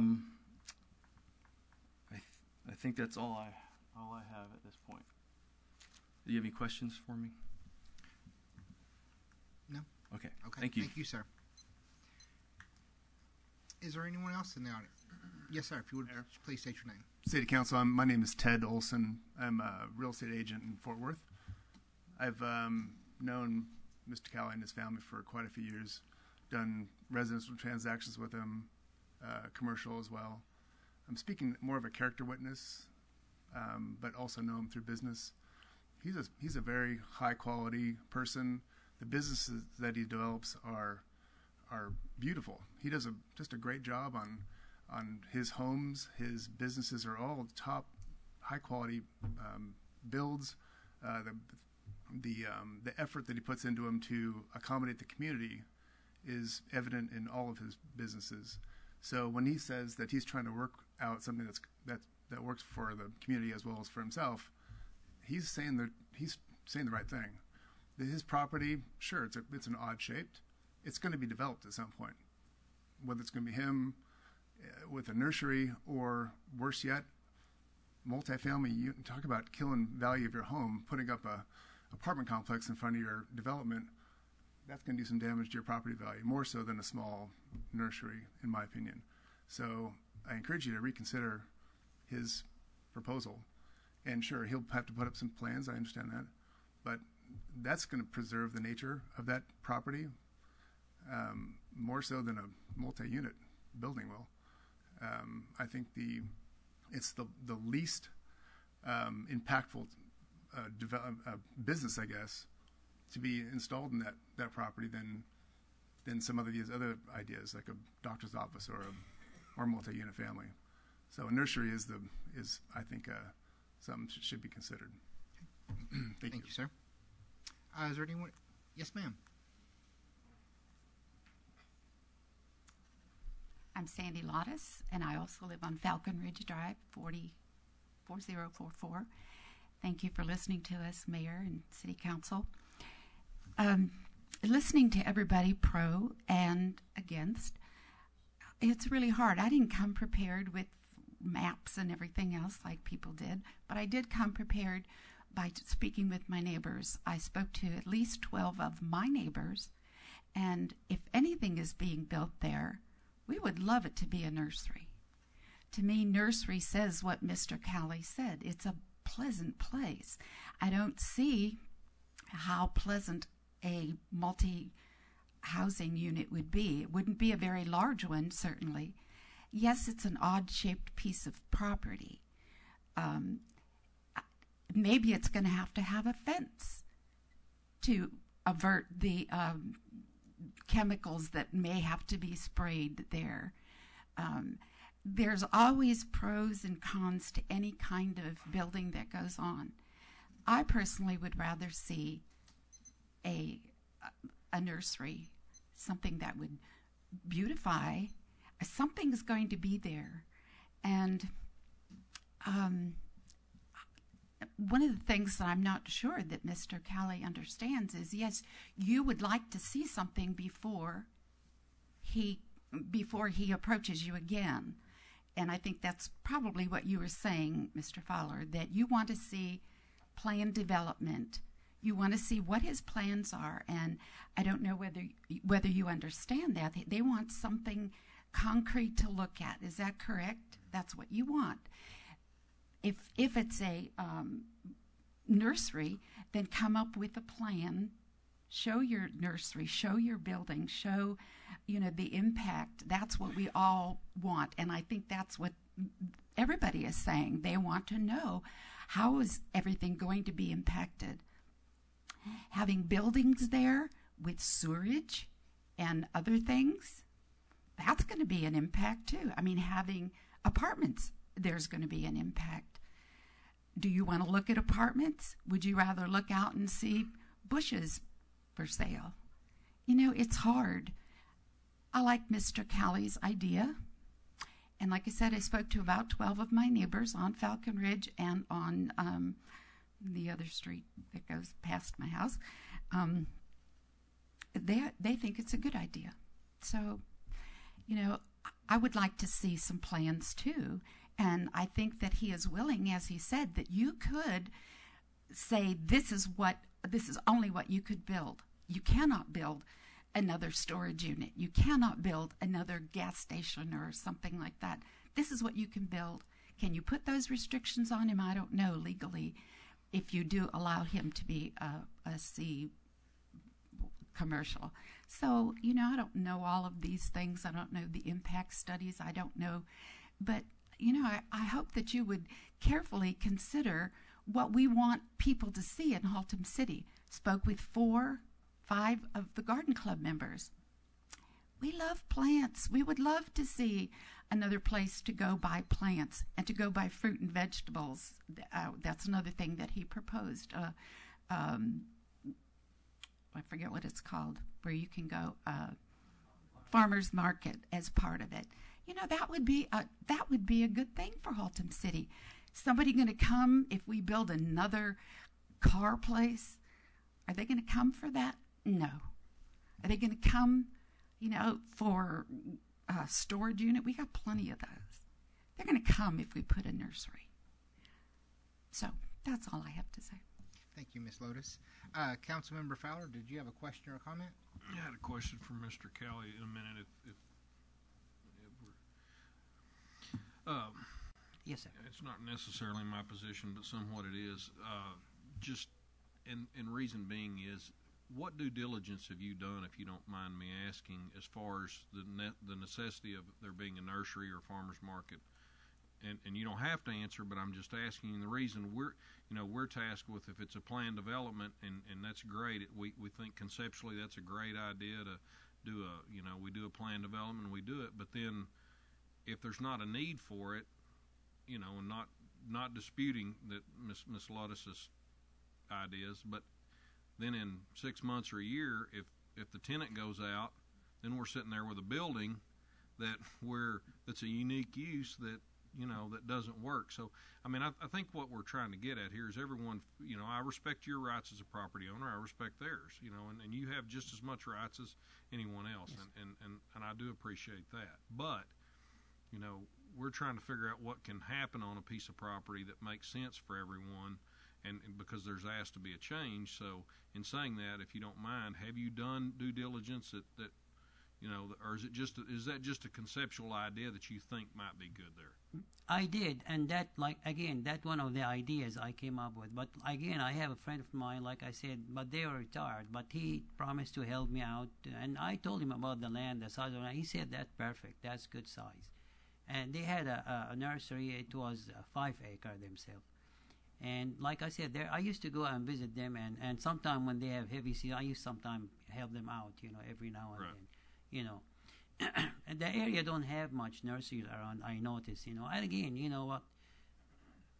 At the end, you get what God permit you to get, All you do, just like the fisherman, he go to fish, and if God want him to catch fish, he will. If not, then, That's why also, again, I did not like the concept on only a nursery, because I like it to, diversify. We can remove, I don't believe in liquor, I don't believe in tattoo business, I don't believe in nightclub, I don't believe in a lot of things. We can remove all that. All I want are friendly things to the neighborhood. And that's why I said if we come together, and I invite them to my house. I live in a beautiful house, I have a beautiful wife, she's very friendly, she's very hospitable. If you guys can come to my house and sit together, and let's come up with something to benefit everybody. I almost plead with you on the 2 occasions we met, and like I said, I went and met that lady, and the same thing. I was trying to reach out and give me some feedback. What would you like? I have this idea. And like I said, to employ some refugees. But again, I'm open if you come and help me out. What would you like? I'm sure not all of you on the same, but at least we can go to the majority. What would you like? And let's go ahead and develop it. I have the money to develop it. How about another land on Cooper Street? I cannot wait forever. I'm going to go ahead, maybe start with Cooper Street in Arlington. And every property I did, so far, so good. All of them. All of them made me money. None of them failed.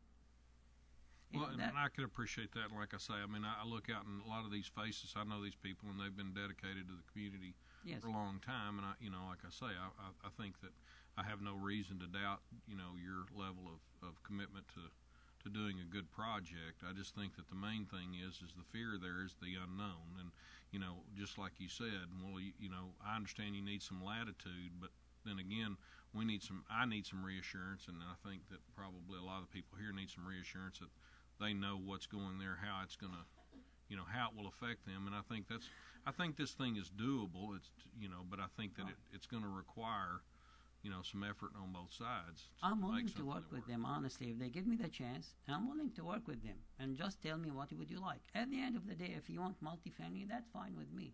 I'm willing, like I said, to work with them. I told them that last time, and I gave them my numbers. But call me and see what you want. But to say, make it a park or donate it or give it to me at cost, that's not going to work with me. Well, either give me something I can work with, or please don't tell me, donate it or this. And that's not it, really. Yes, sir. Thank you once again. You're very welcome, sir. Ms. Carly. Yes, sir. If there is a nursery open right there on your piece of land, how many employees you intend to hire? Worker? We're going to start minimum. Usually when I put a business, we start minimum, probably 3 to 4, and goes on. If, because it takes time sometimes I know that. It takes a little bit time for the business to grow. But also we're going to be honest with you, also, like cutting yard and stuff like that. Yeah, because I see even you build house there or a nursery. Yes, sir. I like nursery better. But the main thing, a nursery, you still have 4 employees, plus you will be 5 vehicles. Yes, sir. And customer coming. The bunch of traffic would be at that area. But if you can build a house, Ms. Bachelor, how many houses can he build in there? Because at beginning, the city supposed to buy this land for nature. Okay. But at that time, this council was not there, so this is a done deal. But right now, between nursery, sound good. But look at about business, there is a lot of things, because nursery, you have to use chemical and pesticide, everything. That's close to nursery, I don't know when I put on scale, I don't know which way I go. That's wrong right now for me. But Ms. Bachelor, if the multifamily, if he plan to build a house, how many houses can he build, or just one house, or what? Oh, I'm sorry. For MF2 multifamily, it's 13 units per acre. It's approximately 1 acre of land. 800 square foot minimum dwelling, 25-foot front yard setback, and 20-foot rear yard with a 10-foot landscape buffer. Yes, if there is no choice, I think build a house better than a nursery because the traffic will be. I mean, if you sell a good plan, I bet you a bunch of traffic in that area. That I don't know right now, but based on the agenda tonight, I don't think you need to come up with a plan and bring it back. That's the way I look at because the agenda tonight just asked for C3. If the council agreed to build a nursery for him, I mean he built a nursery.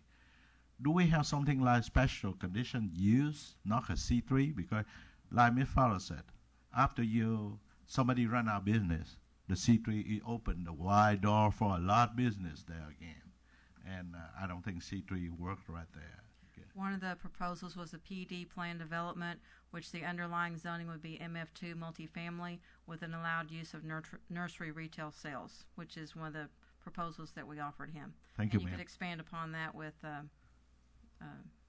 think they said farmers market. Thank you, and thank you, Ms. Colley. Yes. Thank you, Dr. Trung. Is there anyone else in the audience wishing to speak regarding this agenda item? Hi, I'm Tara Covey. I live at 5783 Falcon Ridge Court. My husband is back here. His name is Matthew. We got married about 2 years ago. We moved to Haltom City, bought our first home in the neighborhood, across the street from our neighbors. We love it. One of the things that attracted us to the area was how quiet it was, the park area next door. We walk our dog all the time. We really love the area, and really our main concern, which I wanted to kind of reiterate, is if it's changed over to commercial, we just don't know what's going to happen to it. We're willing to work with this man. The problem is that we feel if it's changed to commercial, he may not do what he's portraying. And so I think that we would be willing to work with him. It's not my job or my neighbor's job to figure out what it is he should do with the property. But if he came with a proposal and, it was a plan and it was something that everyone felt would be of good use for the property, I don't think we would have a problem with that. But that's all I wanted to say. We're concerned about what could happen if it were sent straight to commercial. Thank you. Thank you. Of course. I'm going to get very brief, I promise. Yeah. Hi, my name is Jennifer Seastrom Alcon. I think you guys might have one of my letters in your packet. I will make this very short. I'm sorry, 5784 Falcon Ridge Court. One of the things I did want to say is that if you especially look at those pictures, you'll notice that there's the children's courtyard, the one vacant lot, and then nothing else around there. The nearest retail is going to be Sonic. There's a planned development south of Sonic. The nearest retail is the Sonic, which is north of that. And south of it, the nearest retail area is the Quick Trip, which is way down beach. We have a set of apartments, homes, then you have apartments on the other side of Fort Worth. So really, we don't have any retail at this location. So that's concerning to me. The second thing is, I find it interesting that Mr. Calley has gone and spoken with people, but he didn't talk to anybody who was in the impacted area. None of the people that got letters that are here tonight have ever met him before. The first time we met him was at the P&Z zoning meeting last week, or 2 weeks ago. So I'm not saying that he's lying. I'm just saying he hasn't done everything he said he wanted to do, was to reach out to us. I get he wants to build on his property. I'm not going to tell him what to do with it. But it's odd that he talked to people on the other end of the street, except didn't talk to anybody who got one of the letters. Thank you. That's all. Thank you, ma'am.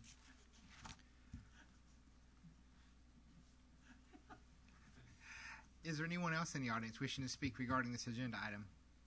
Again, this is agenda item number 4.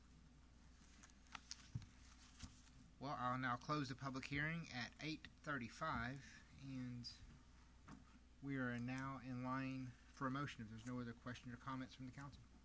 Councilmember Fowler. I have a couple questions for legal. Since this was turned down, does it require a 6-0 vote for?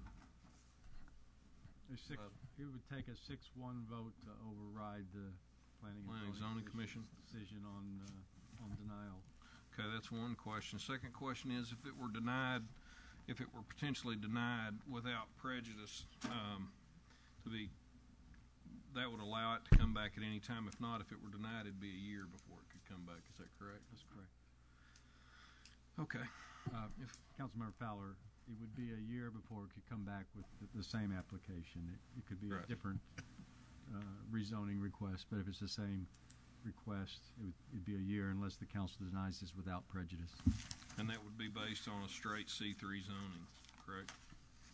It would be based on C3, and we've had talk about planned development C3. That would probably also be considered the same request if it's similar in nature.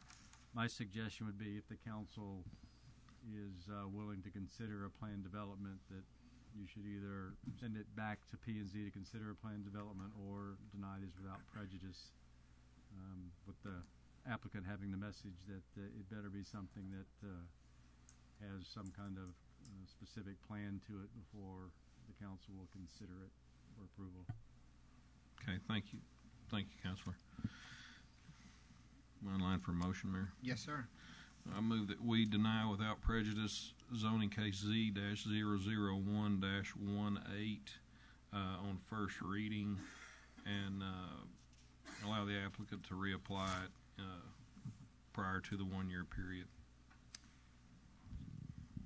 Thank you, sir. We have a motion for denial without prejudice. Dr. Trump. Second. Motion for denial in a second.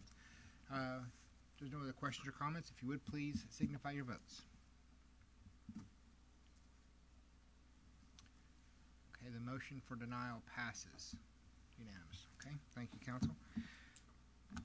Moving right along to ordinance number O-2018-014-15. Again, Ms. Batchelor. Thank you, Mayor and Council.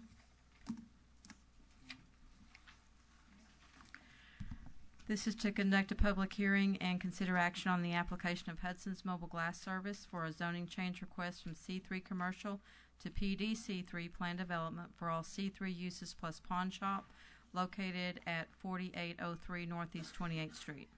The applicant requested to rezone the subject site to PD C3 Plan Development for all C3 uses plus pawn shop in order to sell the building to Cash America Pawn at 4530 Northeast 28th Street for them to relocate. On February 20th, 2018, the Planning and Zoning Commission conducted a public hearing and took action with a vote of conditional approval on the application of Hudson's Mobile Glass for a zoning change request from C3 to PD C3 for all C3 uses plus pawn shop at 4803 Northeast 28. The vote for conditional approval is 4-0. In your on your staff report, there are 16 conditions that are also Exhibit A of the ordinance. And the legal notice regarding the public hearing was published in the Fort Worth Star-Telegram February 3rd, 2018. Notification was mailed to all property owners within 200 feet on February the 7th. 20 owners were notified. 1 in favor, no objection. 1 returned to sender. 0 opposition. I'm available for any questions, and the applicant is here also. If we want to review the slides, this has been presented to us before. This is the property where Hudson Glass is at the corner of Harris and 28th Street. Exterior from 28th Street. Part of the Exhibit A design criteria is to eliminate this drive approach here with curbing, a 15-foot landscape barrier. We also propose for masonry on the exterior of the building with the columns to be wrapped as well as the legs of the sign. The parking will be restricted to just the west parking lot, so this approach would still remain. This approach would remain, so there would be basically an L-shaped fire lane here. The dumpster would not be allowed to remain out in the parking lot. They would be required to do a masonry fence dumpster enclosure behind the building. And if you have any questions, like I said, I'm available, and the applicant is also here. Thank you, Ms. Batchelor. Are there any questions from the council for Ms. Batchelor or the applicant? Okay. Dr. Trong. I have a comment for Mr. Hudson. Well, at first I would like to say thank that you are a hard fighter you fight. I did promise with you because in Haltom City have 5 pawn shop, not too many. But I told you if some of them close, you know, I will support this. And you already brought up the last time one pawn shop have been closed. And this moment,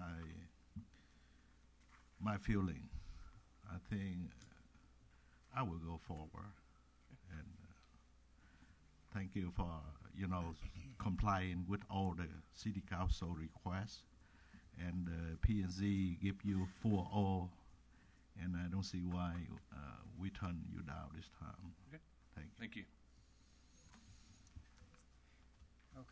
Okay. Well, with that being said, I'll now open up the public hearing at 8:40 for anyone in the audience wishing to speak regarding this agenda item.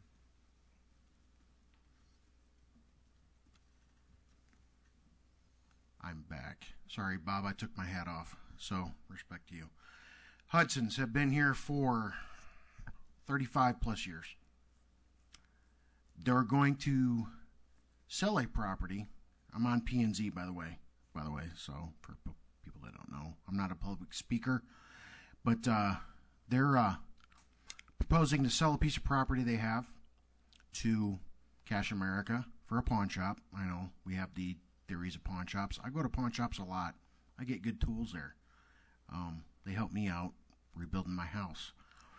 I encourage you guys. They've made the concessions, which were brought up. It was at P&Z one time, came back to y'all, came back to us again. We approved it. Please think of them, tax-paying citizens that have owned a business here for darn near 40 years. Give them the leeway. Let them continue. There's talk about getting another building on Carson. We would like to see some of that shops down on Carson. Something down there. I'm sorry, guys. I'm not a politician. I'm not eloquent, but I'm talking again, and that's all I got. Thank you. Thank you, sir. Is there anyone else in the audience wishing to speak regarding this agenda item? This is agenda item number 5. Okay, seeing none, I'll close the public hearing at 7:40. 8:43. And we are now in line for a motion. Councilmember Grove. I make a motion that we deny this ordinance on the same grounds that we denied it back in September 11th. So thank you. Okay, we have one motion for denial. Dr. Trong.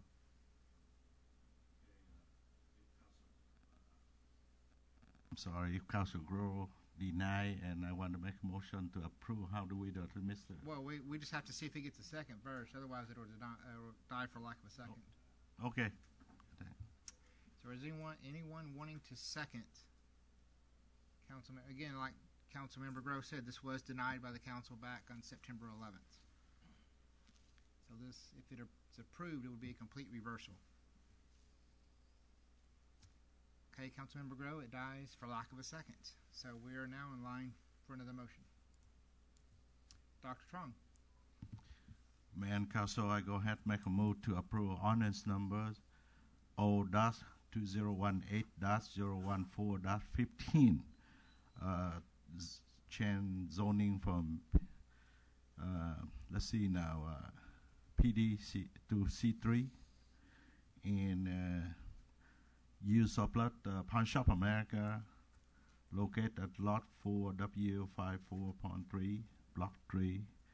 And actually the address would be 4803 Northeast 28th Street in the city of Haltom City, Tarrant County, Texas. First reading. Okay, motion for approval. Councilmember Thompson. Mayor, that's for a second, please. Okay, thank you. So we have a motion for approval in a second. Councilmember Fowler, do you have a question or a comment? Yes, I did, Mayor. Just one quick, I'm sorry I had to go to the restroom 1 minute, but under provision number 2, are we sure that we're able to maintain that, correct? I ran this by Wayne's office after I drafted the exhibit, so he has seen it, and there were no changes.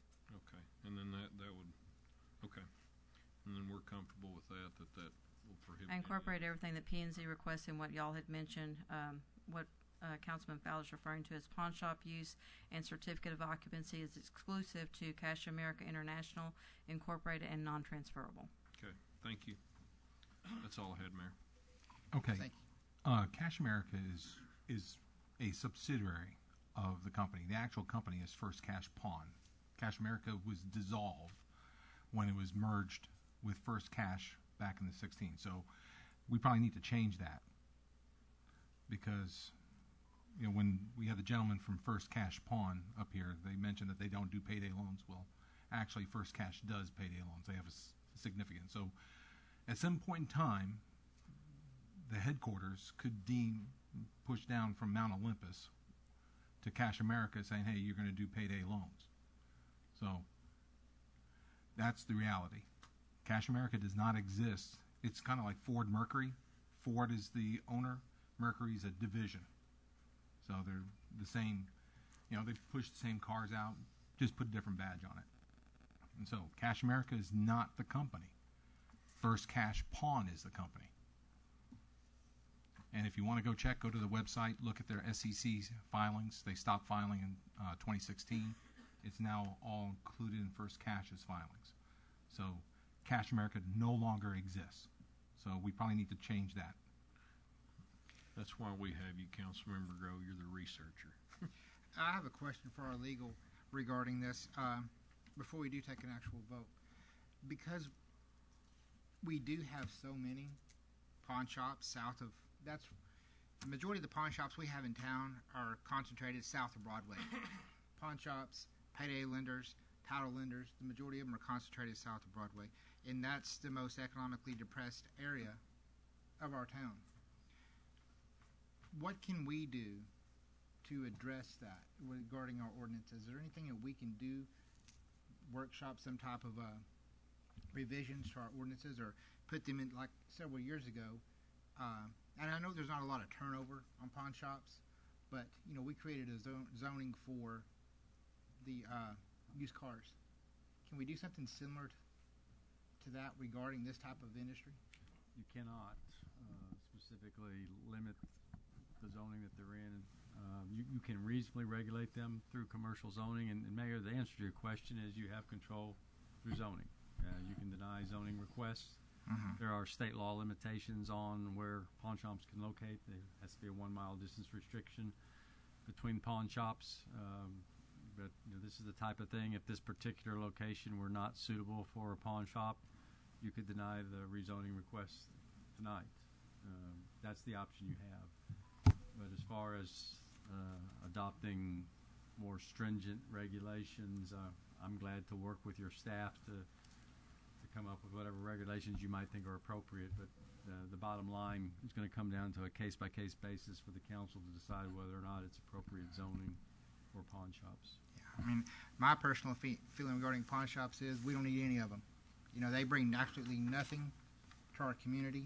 They're takers. You know, there's types of businesses that are givers and takers. And pawn shops, payday lenders, title lenders, those are takers. They keep people in their clientele. Unfortunately, they get into a circle and it's hard for them to get out. However, the comment was made that Cash America, First Cash, whatever the name of it is, it's the best of the worst. You know, so I'm glad y'all are having a vote on this because I know how I would vote.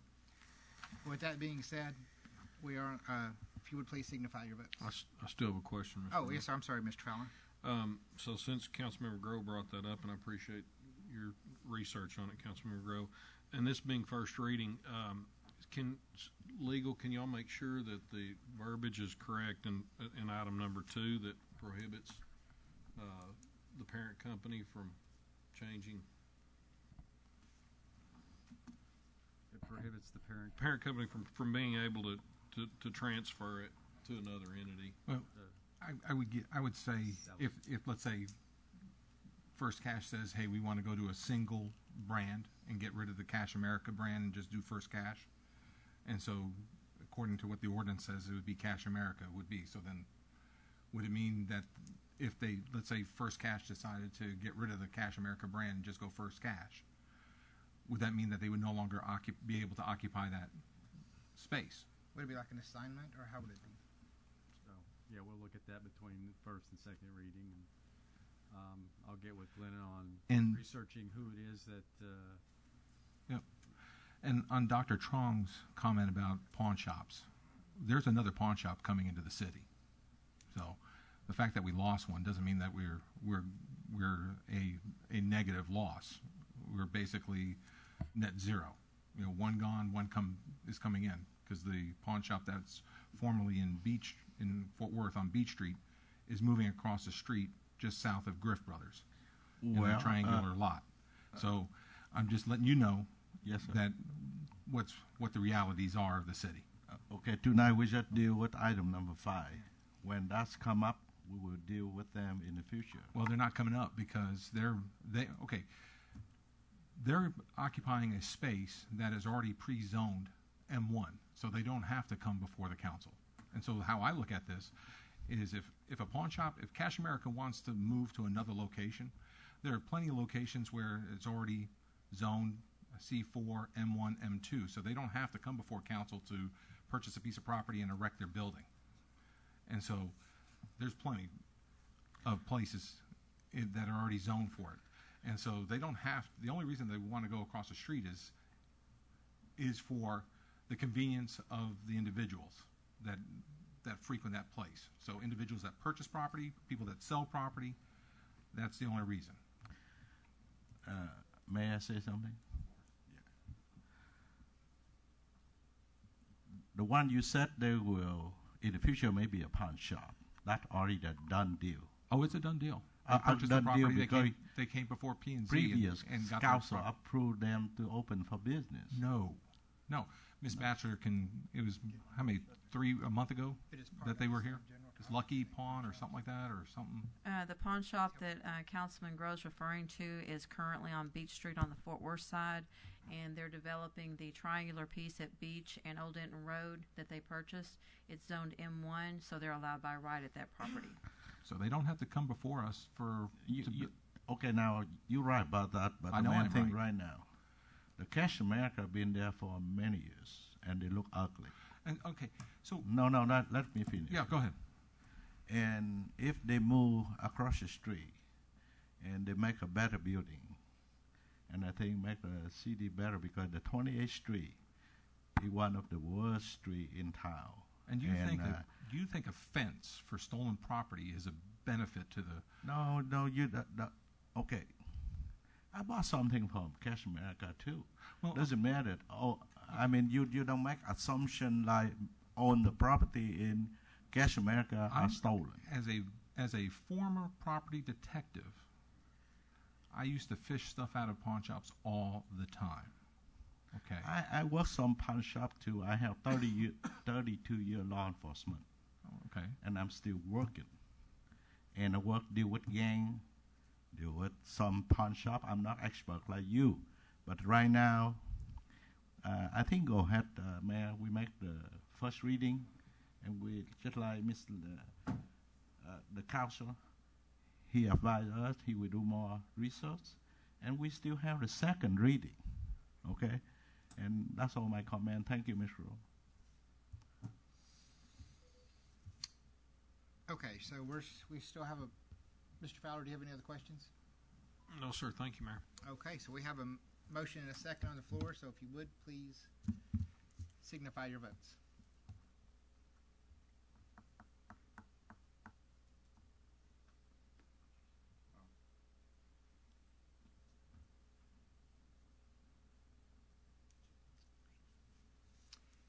And again, so now it's been approved, and again, this is a reversal of the council's previous decision back on September 11th.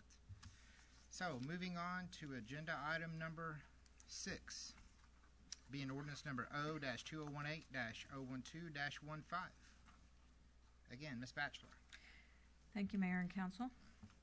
This is to conduct a public hearing and consider action on application of Danny Tehran on behalf of Ron Sturgeon Real Estate, requesting approval of a conditional use permit for a tattoo studio use in the PD C2 Plan Development Commercial District for all CT commercial uses, C2, containing approximately 1,937 square feet of lease space on Lot 1, Block 1 of the Family Furniture Addition, locally known as 5230 Denton Highway, Suite 20.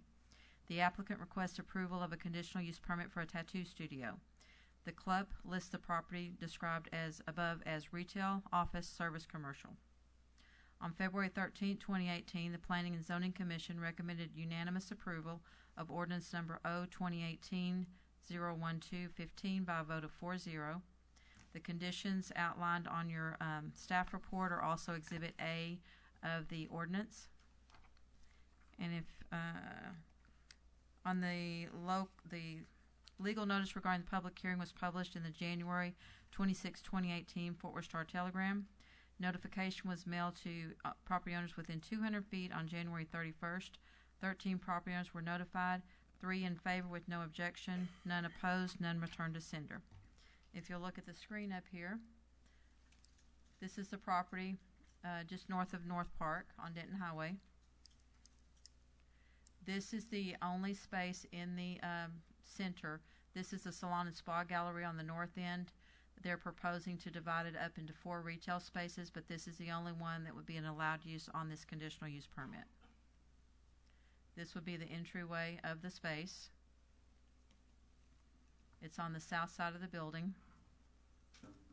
This is the south parking lot, the front area in front of the building, entryway from Denton Highway, and another shot of the south parking lot. If you have any questions, I'm available to answer, and the applicant is also here. Thank you, Ms. Batchelor. Councilmember Fowler. Thank you, Ms. Batchelor. With the, can you go back to that? You said the proposed division, the plat or the plot plan. Oh, the site plan. Yeah, plot. Now you said that they're proposing more units. This currently this is a shell space. Right. Okay.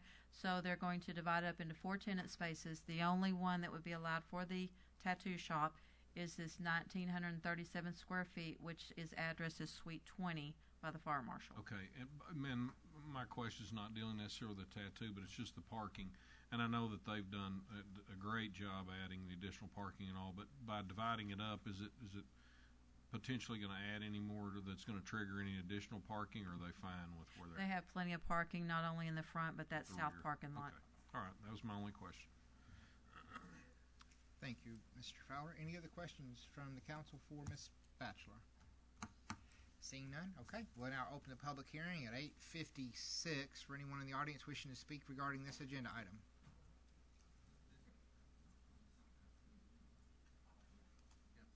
Welcome back. Sorry, guys. I don't ever come up here. This will be the last time I come up here for a while. I'll introduce myself formally. I'm Lieutenant, United States Air Force, Kyle K. Smith. Operation Iraqi Freedom, 2001 to 2004. If anybody has anything against tattoos, I have 6. So this is the one I was really wanting to talk about. They do great work. They're really good people. They have, talking to people in the city of Arlington, that's where I work. I don't ever say that much. They have been there for quite a while doing their art. And this is all blood, sweat, and tears. So it may be just beating a drum here. Blood, sweat, and tears. This is their money going into this thing. No financing. This is their money. So give them a chance. This is top notch. Guys, this isn't pawn shop. This is art. So, and I speak. I've lost men in the line of duty, and artwork means a lot to us. A lot. And this is the one that I think I'm most devoted to. Let them come in here. Let them do. They do incredible things.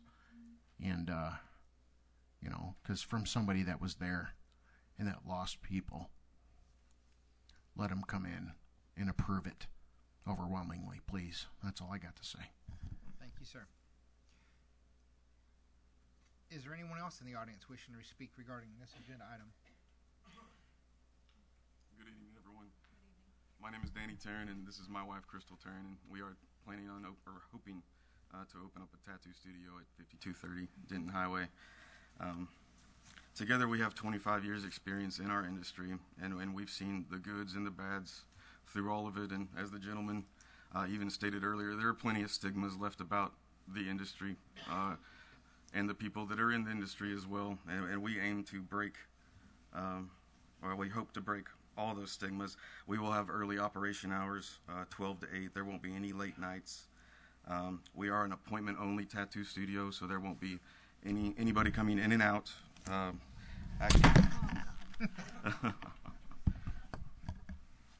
It had to happen to us.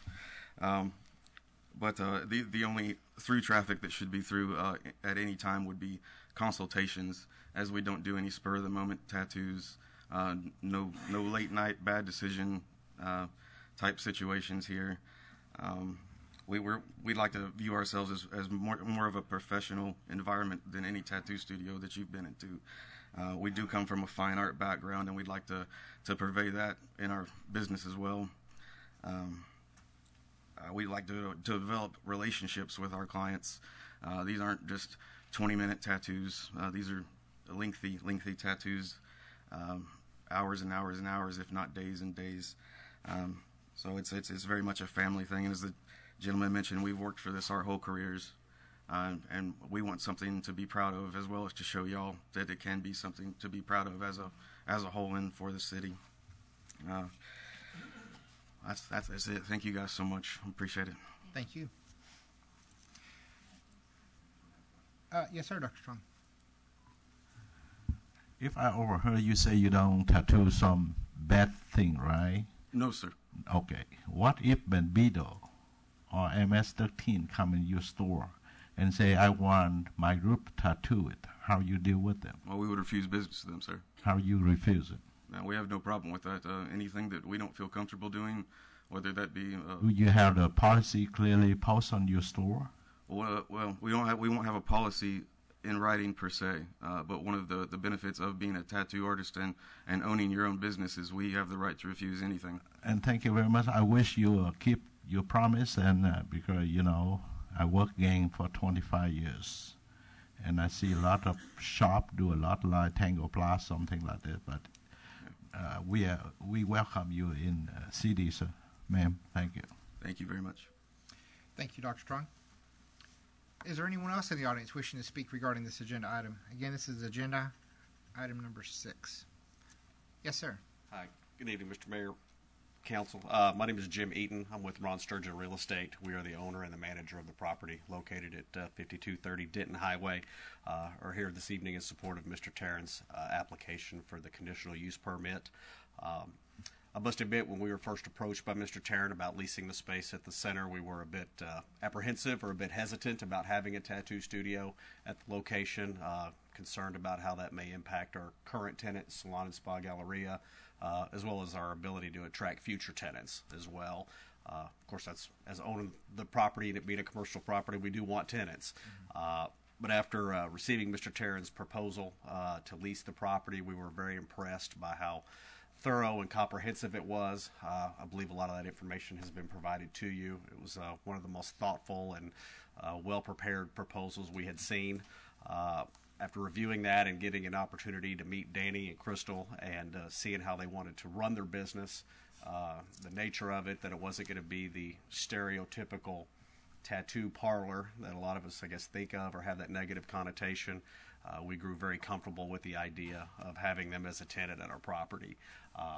Based upon all that, we just wanted to come here tonight, encourage you to vote in favor of their application.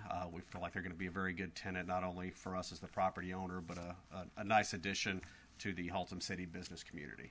Okay. Thank you for your time. Thank you, sir. Is there anyone else in the audience wishing to speak regarding this agenda item? Okay, seeing none, we'll now close the public hearing at 9:05, and we're in line for motion. Councilmember Brown. Yes, I would like to make a motion that we approve ordinance number 0-2018-0215-15 PDCT-C2 plan development. Thank you, sir. Councilmember Grove.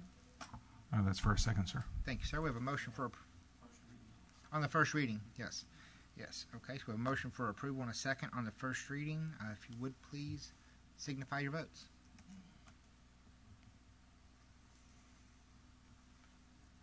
Bob? Motion passes unanimous. Fantastic. Thank you, Council. And thank you as well. Congratulations. Moving on to agenda item number 7, which is a replat, being P-002-18. Again. Thank you, Mayor. This is to conduct a public hearing and consider action on application of Robert Fisher, Sovereign Acquisition Limited Partnership, for approval of a replat creating Lot 2A, Block 1 of the Richmond Addition from Lot 2R, Block 1 of the Richmond Addition, located in a planned development district with C3 commercial district zoning, containing approximately 2.368 acres, locally known as 4820 Western Center Boulevard. The applicant proposes to create one lot. The primary purpose of this replat is to remove some existing fire lanes. The plat boundaries will remain the same. Physical impact is none. On February 13, 2018, the Planning and Zoning Commission recommended approval of P-002-18 by a vote of 4-0. And if we look at the screen up here,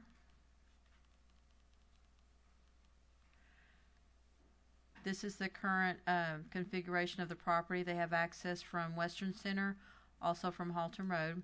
There are currently 3 buildings. These are proposed to be demolished, and 1 building will be built in its place. These are the fire lanes that they're eliminating. They also did a utility easement over here along the west property line. This is the replat. Layout of it with the landscaping, fire lanes, everything required for development. I'm available for any questions, and the applicant is also here. Thank you, Ms. Batchelor. Are there any questions or comments from the council for Ms. Batchelor? Okay, fantastic presentation.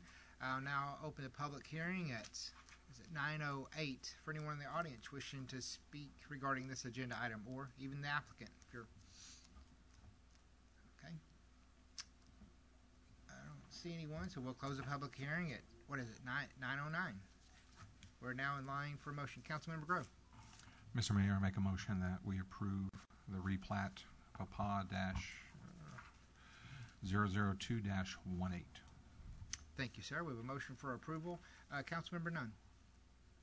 Thank you. That's for a second. Thank you, ma'am. We have a motion for approval in a second. If you would, please signify your votes.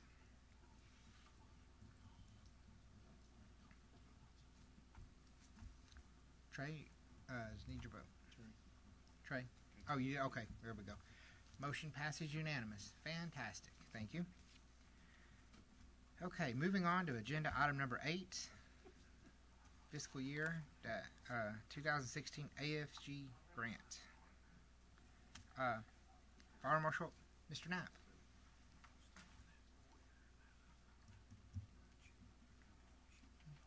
Mayor and Council, it's my pleasure tonight to come to you to announce that the Haltom City, in conjunction with North Richland Hills, Watauga, and North Richland Hills, the Quad Cities have been awarded winners of a Assistance to Firefighter grant, which we originally applied for in 2016. That's what it says, the fiscal year 2016 from a federal budget.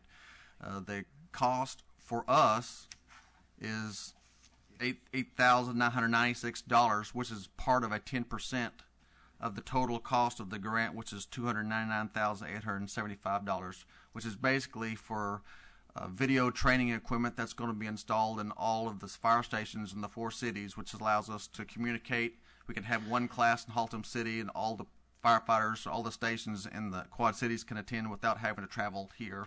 It also allows us to record any classes that we have, so anybody who's on vacation or absent that day can watch the video.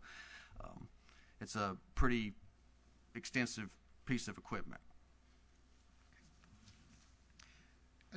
Councilmember Grove. Hey, Doctor. Would this also have the potential of, let's say, Dallas or, let's say, out of state? So let's say there's some, an arson investigator, because you're an arson investigator, so then new techniques come out for investigation at, let's say, Minnesota. Yes, that's a good question. The company's putting it in is called Polycom, which you may have seen some of their teleconference stuff. I went to the city of Edmond, Oklahoma in 2016, right after we heard about this, because they did the same thing with 7 communities around it. It has almost the exact same concept that we had thrown together. And one of the things that they do is they can, if Oklahoma City is on a separate system, but they're having a conference, they can log on to them. So it is possible. If Dallas is having a class, we could log on to theirs. There's a lot of possibilities in the EOC and all kinds of things that we can kind of the sky's the limit as far as what you could do with the system. And I'm taking it this can also be used for emergency management situations. Yes, where at Station 1, where we're putting in it's televisions, a new podium, and a recording system. That's where the EOC is right now, and that it can be used for that. In case of a mass casualty situation, this video conferencing system could be used as a coordinating hub. Yes. All right. Thank you, sir. Thank you, Councilmember Grove. Are there any other questions or comments for our fire marshal? Seeing none. Excellent presentation. Thank you, sir. We are now in line for a motion. Councilmember Thompson. Yes, Mayor. I would like to make a motion to take action to authorize the fire chief to execute the agreement for the city's participation with the FY 2016 AFG funds. Thank you, ma'am. We have a motion for approval. Councilmember Nunn. A second. Thank you, ma'am. A motion for approval in a second. If you would please signify your votes. Bob?